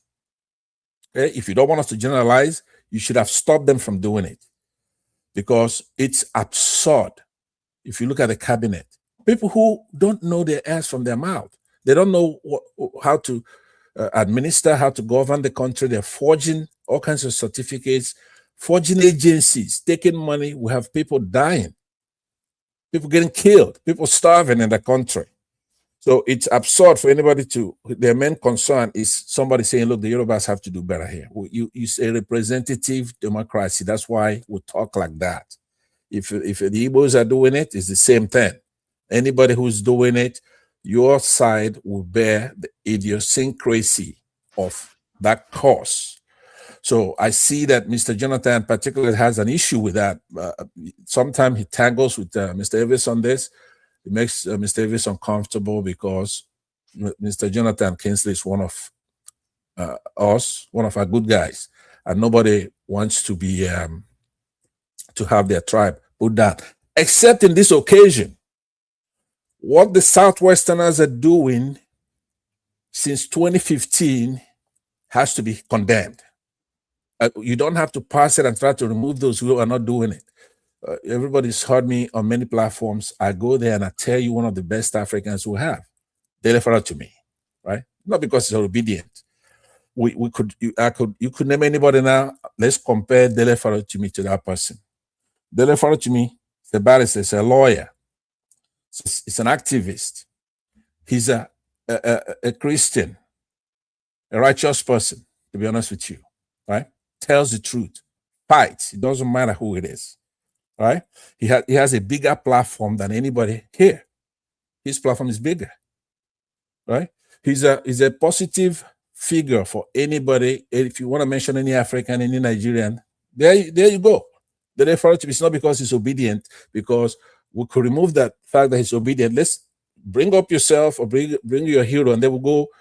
I would advocate for him. I will match, and you see that the refer to me is one of our best. So now he's in an uncomfortable position. You don't see him abandoning Peter Obi or doing this talking nonsense or anything like that. He's there. If Mr. Peter Obi strays, the refer to me is still going to stay steadfast, straight. It's just that it coincides that his mission coincides with Mr. Peter Obi at this time. If somebody else better comes in, like Mr. Obi says here once in a while, he's going to go with the better person. That's just the way it is. So I want to tell Mr. Kingsley, Jonathan Kingsley, we love you here. You're one of the best people who present stuff, but don't sweat the small stuff. This if I'm a Southwesterner, I'll be condemning it. What my people are doing. It's not only Tinubu, believe me, it's not. If they orchestrated what they did in 2015, you take Jonathan, who is not perfect. Jonathan was somebody who come from a small state, Bayelsa, out of accident. He found himself there to be president. But if you're going to change him, you have to change him with somebody better. You cannot go and resurrect a military thug, a dictator in the past, and have him take over the government. Everybody was telling the Southwesterners, don't do it. It's not like you don't know. It was a deliberate act by that entire area. Are there those who didn't vote for him at that time? Yes. But look, go and look at the numbers. Go and look at the voting record. Look at the propaganda, the lies that were told about Jonathan. The people who organized and went out there to march, from the clergy all the way to the traditional rulers and all kinds of things, is the entire section has turned into an iniquitous tribe. Period. Because I'm looking, they're good ones. For example, Osimbajo, they say it's an Igbo man. If it's Obasanjo who did well by shedding his tribal animals, he brings everybody from every section of the country. One of the few good things that he's done is that he's not tribal.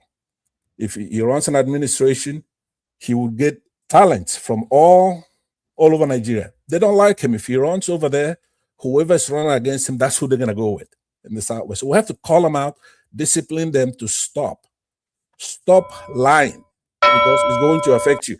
There were a few things I was going to cover. I was also going to say that, Mr. Elvis, you remember when I started Dr. Bo, maybe a year and a half ago, 2 years ago, was abusing the Igbos every day. Even going as far as saying that he's the one who goes and he kills people and it's been a Yes, bad indeed. one. Yes. I was Yeah. even posting it. Yes. Yeah, yes, exactly. So, and at that time, I was saying, see, look, this guy, it's not right. I was talking about it, but now he's turned his animals towards the people from your section, your king, and everybody else. So, Exactly. evil is spreads unless it's excised, right?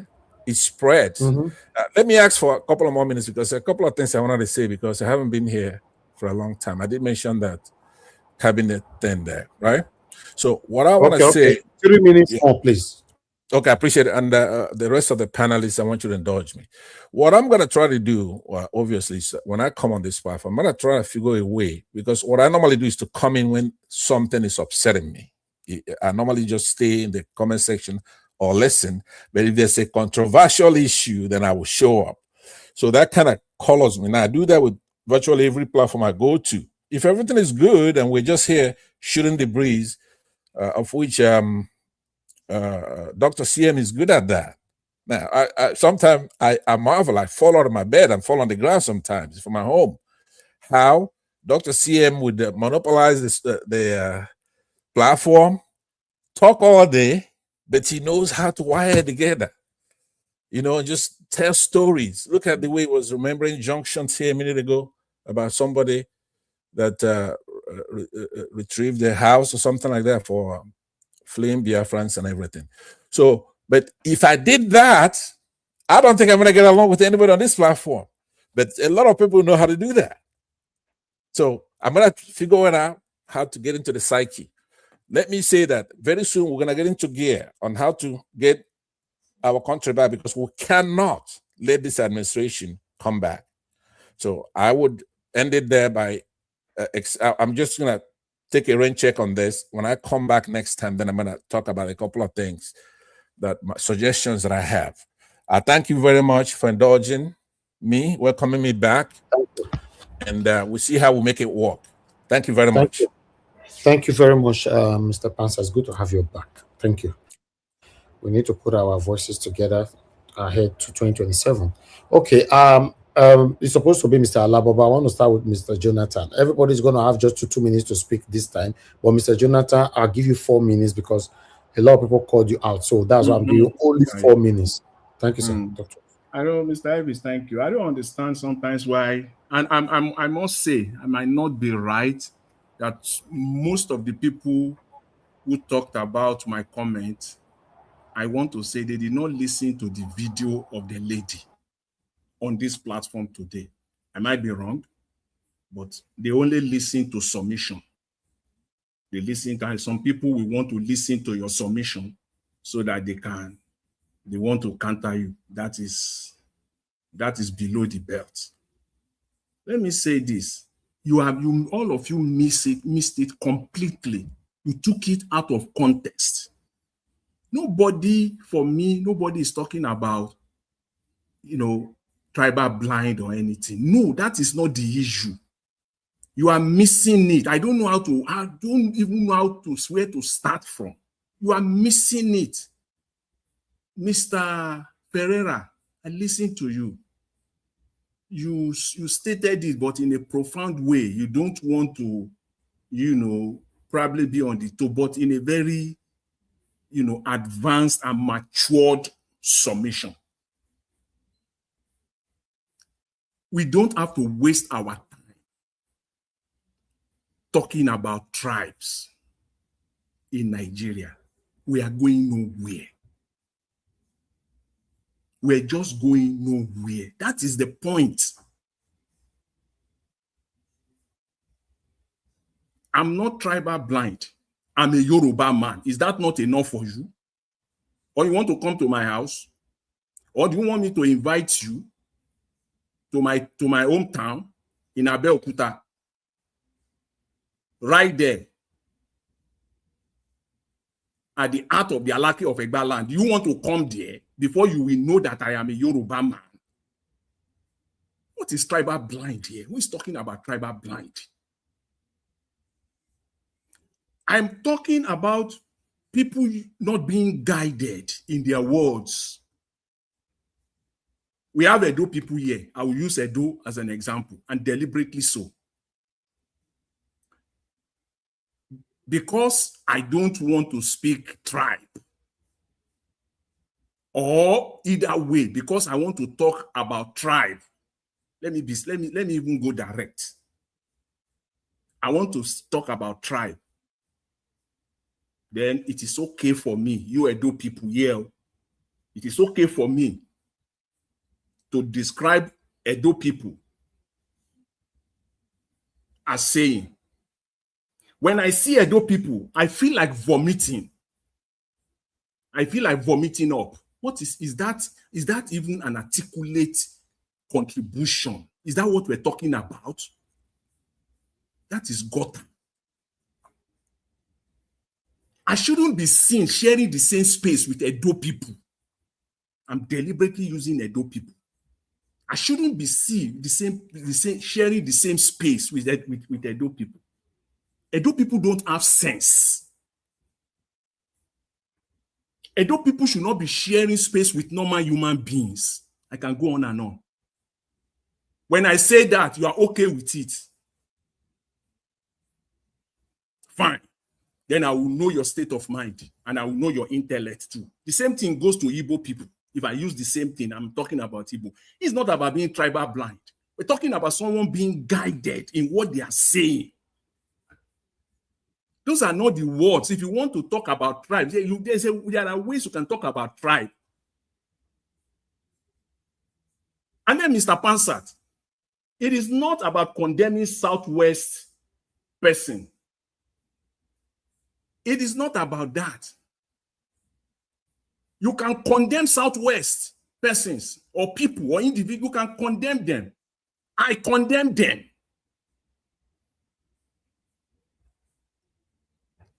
Again, in the Tinubu administration, just because we keep quiet, we don't want to go there.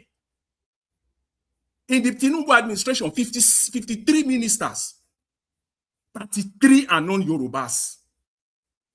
Go and check it right now. Fact check me. No. I want responses. Of the 183 agencies, 100 are not Yorubas. The issue is simply because the key positions that they use to loot money and make Nigeria dry are those ones that people are sent, they focus on. Ministry of Finance, Director General of the Customs, Director General of the Controller General of the Immigration. Those key areas, those key ones, yes. Thank you, Mr. Jonathan. It is not, it has been done, it has not been done properly. We'll talk about the size. Thank you, man. Thank you. So it's not about, please, we don't just want to go there. Please, if you want to talk about all right, talk about tribe, but don't, all those areas where people are going to, you took it out of context. Thank you, Mr. Thank you, Mr. Jonathan. I put Jara join your minis. Thank you. Okay, Mr. Alaba, are you there? You're not there. Auguste, are you there? You're not there. Yes, I'm here. I will come back after other people. All right. No. Thank you, Mr. Steon, but please talk to us. You have 2 minutes. Okay, so what I would talk about is just a critique of Chris's submission. You know, he mentioned that APC, the APC's Peter Obi's interview, you know, which is not true. It's a lie, big lie, because what happens is that he follows Bayo Nanuga and a few funny people, and he's not widening his horizon, because if he's widening his horizon, he would see that thousands of Nigerians have been, you know, posting Peter Obi's performance, and they've been picking some of the phrases and some of the submissions, brilliant submissions he made during the interview. And even when Bayo Nanuga posts, or any of those Ahmad, wherever, you know, you see people's comments, you know, under their post, people lambast them. So him coming out to say that APC persist is just pathetic. I'm sorry. And then also, what we are pursuing is a new Nigeria. And if you're pushing a new Nigeria, you want Nigerians to speak, and Nigerians have spoken. So it's not just all about Peter Obi's campaign team or NDC this. If you're waiting for those people, then you've not started. Peter Obi's strength is drawn from Nigerians, really. And there are millions of Nigerians solidly behind him. And those are the people that the establishment is afraid of. And then you also mentioned too that President Tinubu's sagacity and whatever. I said that when they were in the opposition, well, if you're here and you still go about saying that Buhari came to power, because they ran a good campaign, they were this. Buhari came to power because he was favored by the West. Everybody knows that. You also should know that. If you say you don't know that, it's either due to ignorance or mischief. So he was the favored one. If Peter Obi tomorrow agrees to allow the IMF dictate what we pay for electricity, to allow the World Bank, to allow them continue having access to our resources and everything, then he's going to be their darling. So don't come here deceiving Nigerians. Thank you.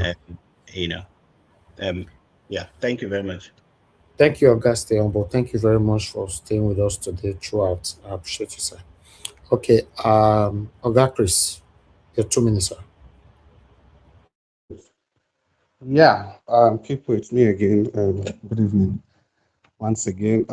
Yeah, 2 minutes. So I think this last 2 minutes, what am I going to use it to do? I just try and stay focused and continue to urge the handlers of His Excellency Peter Obi vis-a-vis the campaign team. They should do more because election is all about campaign. Because if you don't do enough during the campaign season, if you are not everywhere, even if the result comes out and you are rigged, it becomes difficult for you to even defend the election itself. So that's why the most crucial thing about this kind of election is to be everywhere, all the nook and crannies of the Federation. You have to be everywhere. The APC, they did it in 2015 and it worked for them. It worked for them, worked really hard for them. You look at Buhari, they cleaned him up. They turned him to who he is not. They told everybody he's a repentant dictator. The international outlook of Buhari, his bigotry, his nepotism, his tribalism, they hid all of them. And they started to paint a complete picture of somebody that's completely different from who he truly is or who he truly was. But after the election, immediately after the election, on his inaugural speech, we saw the true colors of Buhari. The same old Buhari of 1983 to 1985, yeah. We saw the true picture. Because then the election was gone already. They've achieved what they want to achieve. And it was time Buhari take off the scales, take off the mask. And we saw the true picture. Now, the lesson in this is that I'm not saying the NDC, they should run an election campaign on falsehood. But I'm saying they should do the needful. The needful has to be done because this election is about being in the faces of everybody. It's about being there for people to see, for people to hear what you are going to do. And not just what you are going to do, you have to be there to counter the lies and falsehood that is being propagated against you. I don't really have time for argument or whatever, what is right or wrong or what is. The whole idea about my submission every time is to put the issue to everybody so that people can make their choices. And tomorrow, you'll be able to talk more on this. That's just 2 minutes. Good evening, Nigerians. Thank you for listening. Okay. Thank you, sir. Thank you, Oga Chris. Thank you. I appreciate you, sir. Okay, Black Panther, your 2 minutes. You're not there. Moderator, your 2 minutes. Anybody that is not there now? Thank you so much, Mr. Elvis. Thank you. I think this topic will never go away. I'm talking about the topic about this tribal bigotry in Nigeria. and how it's affecting us. It's a continuous discussion that needs to happen, and it's unavoidable. And, I'm happy everybody's expressing themselves in whatever context, as Mr. Jonathan said. But, I'm just urging everybody, please try not to be ambiguous, in your presentation, especially when it comes to sensitive topics like tribe, religion, and how it's affecting the growth of Nigeria. Because when we are kind of ambiguous, the people on the receiving end listening to you would feel that is that, oh, this person is just trying to be politically correct, or there's something that you're hiding, and that's why when you talk about take out of context, it's easy for people to judge you because of this ambiguity. We should try as much as possible, because a lot of people are listening to us and learning from us. But, moving forward from that, I would say when it comes to the NDC, I have always said it from day one. I see, what's his name? The chairman of the NDC, this former governor of Bayelsa State, Dixon. I see him as another Abure. I'm sorry. That's just how I see that man. Because even when it comes to like the primaries of the NDC, you see what happened now. He brought his tribal card into and he said, "Oh, let them give this position to an Ijaw person." I've been people who have been working for the party, or people who stood for the party in the beginning. You push them aside and you brought your Ijaw person. Do you see? There's a lot of issues there, and we might look at it like very subtle in the beginning, but whatever happens at the beginning tells you what will happen at the end. And so for me, I see Dixon as another Abure.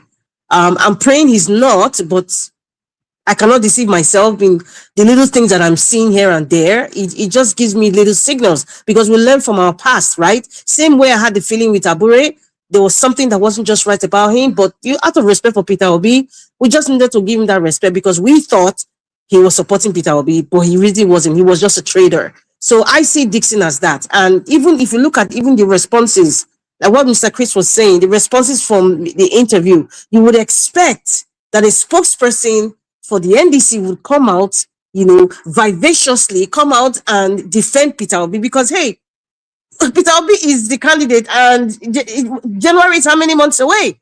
The election is how many months away? But I'm not seeing any enthusiastic, campaign from the camp of the NDC. Everybody who is campaigning for Peter Obi right now at channels like this, and everybody in our individual way, we talk about family and friends, and the people like Unisa Tanko is trying whatever he's trying, and Mama P and the rest of them. But that vibration, that enthusiastic fire we are seeing, even if our Abure was pretending in the beginning, we're not even seeing a snippet of it in the NDC. So you see, that's why I'm kind of judging Mr. Dixon. I'm saying that he's just another Abure, maybe a hybrid, because anything we're experiencing now is a hybrid of 2023. Thank you very much, Mr. Elvis, and God bless everybody. Have a good night. Okay, moderator. Thank you, man. Thank you very much. I appreciate you. Okay, go ahead. 2 minutes. 2 minutes, Black Panther, please. I'm not thank you, this time. Mr. Elvis, once again. I want to thank everybody. I want to say here that if we don't constitutionally address the issue of pride, there's no amount of caution, or rather being so objective, or being so, putting it in a cold format that will normalize the issue. What man needs on earth is laws that guides him. If you don't put laws that guides man on earth, he will misbehave. So if you think that Nigerians will just themselves put tribe on the back seat and let everybody normalize, it's not going to happen. For Kigali, address the issue of tribe, and it's working. Exactly what I'm saying here. He addressed it. The laws are on ground, and they are following it. Anybody that gets into it gets to jail. Simple. Just simple. But Nigerians, we are used to, let them, don't worry, let us do it. It's going to normalize itself. The same thing Obasanjo said, that Sharia law is going to go by itself. Look at what it has generated into today. Nigerians, please, let us take our thinking cap. Discuss on issues, make sure we dealt with it, and have profound laws that will guide us to make us go into the 21st century properly with good constitution. If not, we'll come back here and talk about tribe. Thank you, Nigeria. God bless you.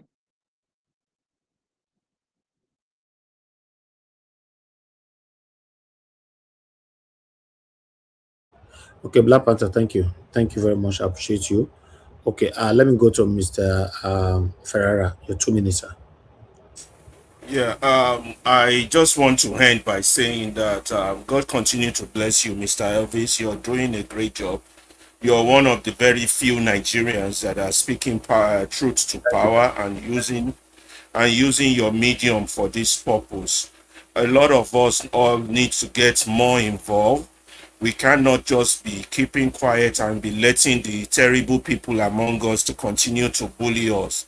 If we have to confront each other with words, we have to do that. This is why God has created us. If people are bullying you and you're not responding back, you're the one giving them that chance. And in this Nigerian context, these people that are among us, that are bullying us, are among us, and we have to fight back in whatever way we have, in words, in action, or in any way. So everybody keeps pushing forward for a change. A change is possible. Don't let anybody deceive you that it is not, that we cannot drive these people out or chase them out. This country belongs to all of us. It does not belong to the thieves and the criminals that have hijacked it. We will show them that it belongs to all of us through our words, through our action, through our reaction, and through our persistence. We will not tolerate it that they continue to bully us, and their time is numbered. We have to let them know. Each time you all come here, each time you comment, each time you say something, you're letting them know that you're coming for them, and they know, and that's why they are getting more and more desperate. But don't let apathy sink into your system that we can't change them. I know a lot of our brothers and sisters are not ready. It is our job to make them ready. We continue to educate them, continue to feed them words, continue to inspire them, continue to do what we have to do to make the living dead come back to life. Thank you very much, Mr. Elvis. God bless you. Okay, Oga Ferreira, I'm very happy that you came in to join us today. Thank you for your submission. I'll give my own final submission as well because I did listen to all of you now. But meanwhile, I like us, Mr. Passat, your final 2 minutes. Thank you very much. Great concluding submissions by those who have spoken before me. Let me ask you one snappy question, Mr.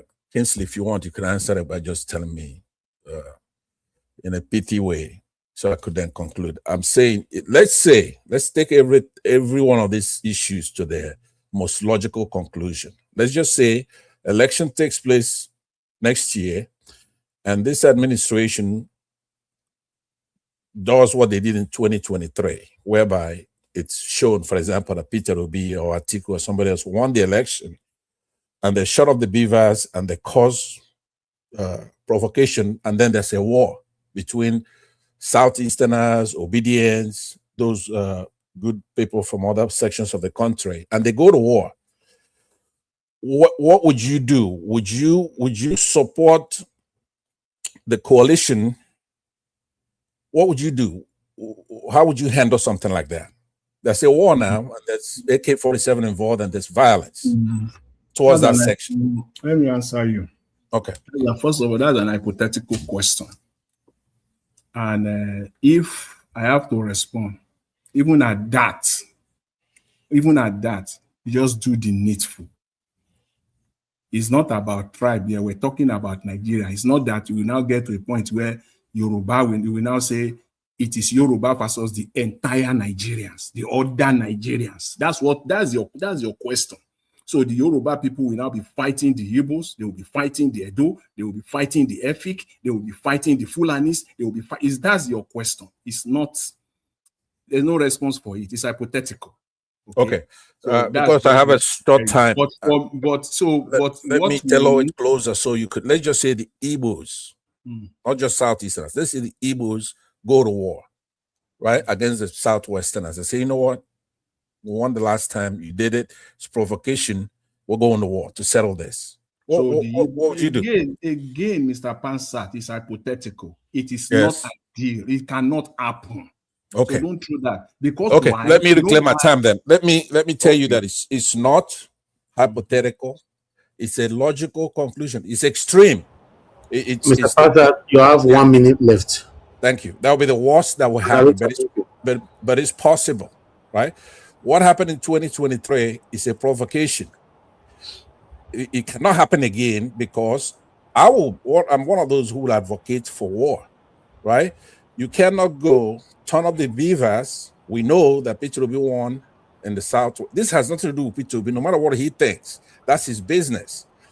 What's happening from the Southwest is a very grave thing.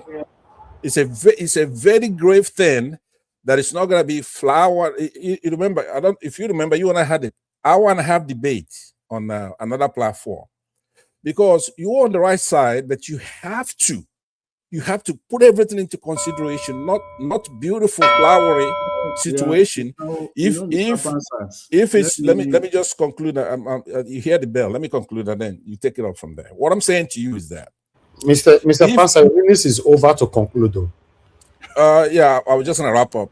Okay, Usually please. when the bell rings, it's like you get another 30 seconds or something. It's unfair because I wanted this conversation to be logical, calm, but the pressure of time is making us just be dogmatic about it. The problem, what I'm saying to you is that the problem we have from the Southwest, it's unacceptable. Okay. There's too much propaganda. We'll have to continue this tomorrow. Thank you. Yeah, please let me just land with a sentence or two. I'm saying that it's too much propaganda, too much lies that's affecting our lives. It's unacceptable. It has nothing to do. No, who has time to be tribal? But if somebody comes and say that they don't notice that you have an administration that was brought in, Buhari administration, from that section with a bunch of lies that affected and killed a lot of people, and then he comes in and he perpetuates the same thing, everybody in that area, in that section, should say, no, Mr. Tinubu, you are ostracized from even coming to our land. What you're doing is unacceptable. If you don't do that, then we on the outside could then say, look, this section is making trouble. Thank you very much. All right. Thank you, sir. Thank you very much. Okay. Mr. Davis, just 10 seconds. Please, just 10 seconds. I beg. We need to round up. Yeah, thank you. What I will advocate, my real response to the hypothetical question of Mr. Pansa is what happened in India just the last week culminated to yesterday. The Nigerians are not angry enough. The people of India were so angry. The youth now, student now, they've been out for more than a week, and they achieved their objective. Mr. We don't have that in Nigeria. We will continue this debate tomorrow. Thank you very much. I appreciate every one of you. Thank you so much. Yeah, Mr. Elvis, could I just say one thing to what he just said? No, I don't have time. I need to just round one up sentence. now. Oh, yeah, quickly, please. Okay, I appreciate that. Thank you. Look, Jonathan, what I was actually going to say before was that we don't have a tribal issue in Nigeria. And we do have that thing that Indians have. But there's one major problem we have. We have Southwestern problem. That's it. They're religiously linked to the North, right? So they're not really like South. And we don't have that major tribal issue in Nigeria. There's only one problem we need to tackle, which is the Southwestern tribal issue. Mr. Pansat, thank Yes, you, sir. Thank you. We need to go now. I appreciate you all. Give us a minute. I don't know why you're coming in now because we're already closed. You have Mr. 1 minute. Davis. I have anything to say. Mr. Davis, you don't forget me. I first call you sis now. Don't ask me whether I forget you. After stay humble, now sir will call Go ahead now. Your 2 minutes, please. I need to leave here now. Okay, make I allow you go. I beg Nigerians, help us. We have passed a lot of message. Please, to the people on the panel, please help us as you are going. Copy the link, wherever I can distribute it, so that this message, this sensitization we are doing could go far. Help us share on your WhatsApp status. Mr. Elvis, thank you for what you are doing. Let us unite and build a country, build a nation. Obi is out there. Let us do it together and make sure he becomes the president come 2027. A new Nigeria is coming, and that new Nigeria is possible. Thank you, Mr. Evans, for what you do. Thank you, Mr. Alabo. God bless you, sir. Thank you. Give us a minute. You have 1 minute. Go ahead. Well, thank you very much Thank you. for even allowing me. Good evening to you and the panelists. I greet you all. Thank you very much for the time. Well, Mr. Pansat, welcome back. I'm excited. Thank you for receiving Mr. Pansat. Thank you. Thank you, sir. Well, Appreciate it. Yeah, thank you. Honestly, I think on the issues today, I think one of the most important that I've seen on the comment section is based on the video of Portable, right? Now, this is what you see when I don't want to use some words. I would have used some words, but it may be too harsh for this channel. All I would just admonish my fellow Yoruba people is the fact that there's no amount of hunger that you are going through now that can make you go so low to the point where one, maybe use the word miscreant or a riffraff, throw you food and then you collect it like as if you don't eat that food, you're going to die. It's high time that we stand and know what we stand for. And this is the agenda of the people that leads you. This is what they want to achieve. But don't make yourself a tool in the hands of these guys. If you make yourself a tool, that is who you become. Well, whether you like it or not, we have to stand together to be able to chase out these criminals and rescue our nation. Thank you very much. Have a good night. Okay, thank you, Kiros Amadi. Thank you very much. I appreciate you. Thank you. They below that thing. All right. Now, my people, I appreciate every one of you. Now, God bless you now. You see, only one video. Now, I scatter this platform to the only one video.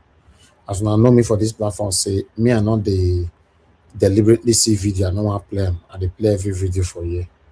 You know, as long as we have one or two things to learn from it. But one thing is sure, I want us to understand that sometimes we should just let conversation or submissions to just flow and go.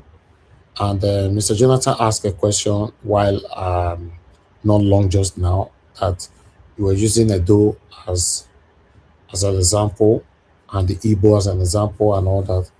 I want you to understand that, you know, Mr. Jonathan, the only way you can make that kind of example, if, for example, now Edo man I be president and they torture Nigerians like this, you know, that would be good. Or na Igbo man I be president and they torture everybody like this. I understand that generalization is not the case. Nobody should be doing that. But for you to make, nobody will just come out and to say, I don't want to sit with Edo people, I don't want to sit with Igbo people, I don't want to sit with Yoruba people. I believe maybe there are one or two people that have countered Lisa on her own that you and I don't know yet, that have triggered her like some of the obedient, satanic obedient, you know, they are not obedient, they belong to APC, but they're just pretentiously saying they are obedient, that how they wanted to trigger Isaac Fayoshe the other day. So for me, if Nigeria was good, nobody would say they don't like Yoruba, they don't like Edo, or they don't like Igbo. You know, God forbid, you know, if God bless us tomorrow that Peter Obi become our president, God forbid he now started treating us the way Tinubu is doing now. To be honest, I will join anybody to make sure that I'll call Peter Obi out brutally. And in that process of calling him out brutally, do you know that you now see one or two persons that want to try to protect him? They want to try to, because they are the same tribe. That's the problem. There might be that is the same problem that Lisa is facing right now. You don't know, because for me, the girl where you push me reach, I go talk as I like. I don't care to explain to anybody. As long as in my space, everybody is bullying me, I want to talk as I like as well to fight back. She might be facing that situation right now. We don't know. Even though you and I don't support what she's saying. But yeah, you are also here, Mr. Jonathan. When I try to disagree with Peter Obi sometimes, you see people in the comment section, Wahala will fall everywhere. Let's assume that these people created Wahala there. Obviously, they don't insult me. Let's assume it was a platform where they are insulting me or telling me, maybe they're insulting my parents or something like that. Don't you know that I will go extra miles? I will escalate. I will go ballistic, on this. So, to be honest, the situation of the country is not pleasing to anybody right now. Everybody is upset. Everybody is angry, especially who is the president? It's a Yoruba man. We can't shy away from that. It's a Yoruba man, and I mentioned majority there that they say now 1%. For me, I'll say many Yorubas advocated, they spoke during the time of Jonathan. Today, they are not talking anymore. Many of them are now deaf and dumb. So Nigerians are angry. So for me, anyhow they get angry, just let them be, to be honest. Because obviously, me, I know nobody is generalizing. And at the same time, nobody have the time to start demarcating. Say, okay, some people, everybody they verse. People they call Edo people sometimes. I'm never sure in the history of my career I've ever said don't generalize. They just say Edo people. If I know that you are calling out for the wrong thing, then I'll tackle you. But if you are calling out for the right thing, I know the board that say don't generalize. That's why I think they do my thing. Because I know naturally you are not generalizing. It's just our terms. Now, so Nigerians they talk. We always say, all these people, all these Ghana people, all these Zimbabwe people, all these. Now, so Nigerians they talk. So we shouldn't focus on that area of generalization. See, they are generalizing. Let's focus on the main thing that is affecting us right now. And what is that? Satanic Tinubu APC-led satanic government. And Tinubu is a Yoruba man. That is it. Mr. Jonathan, if I were you, because you went just now trying to, balance Tinubu's cabinet. If I were you, you don't need to go this area because you will get a lot of banter from people. I don't know. You don't have no business in balancing Tinubu's area. Are you trying to defend Tinubu by saying Tinubu have 100 or something and it's only 100 that is this?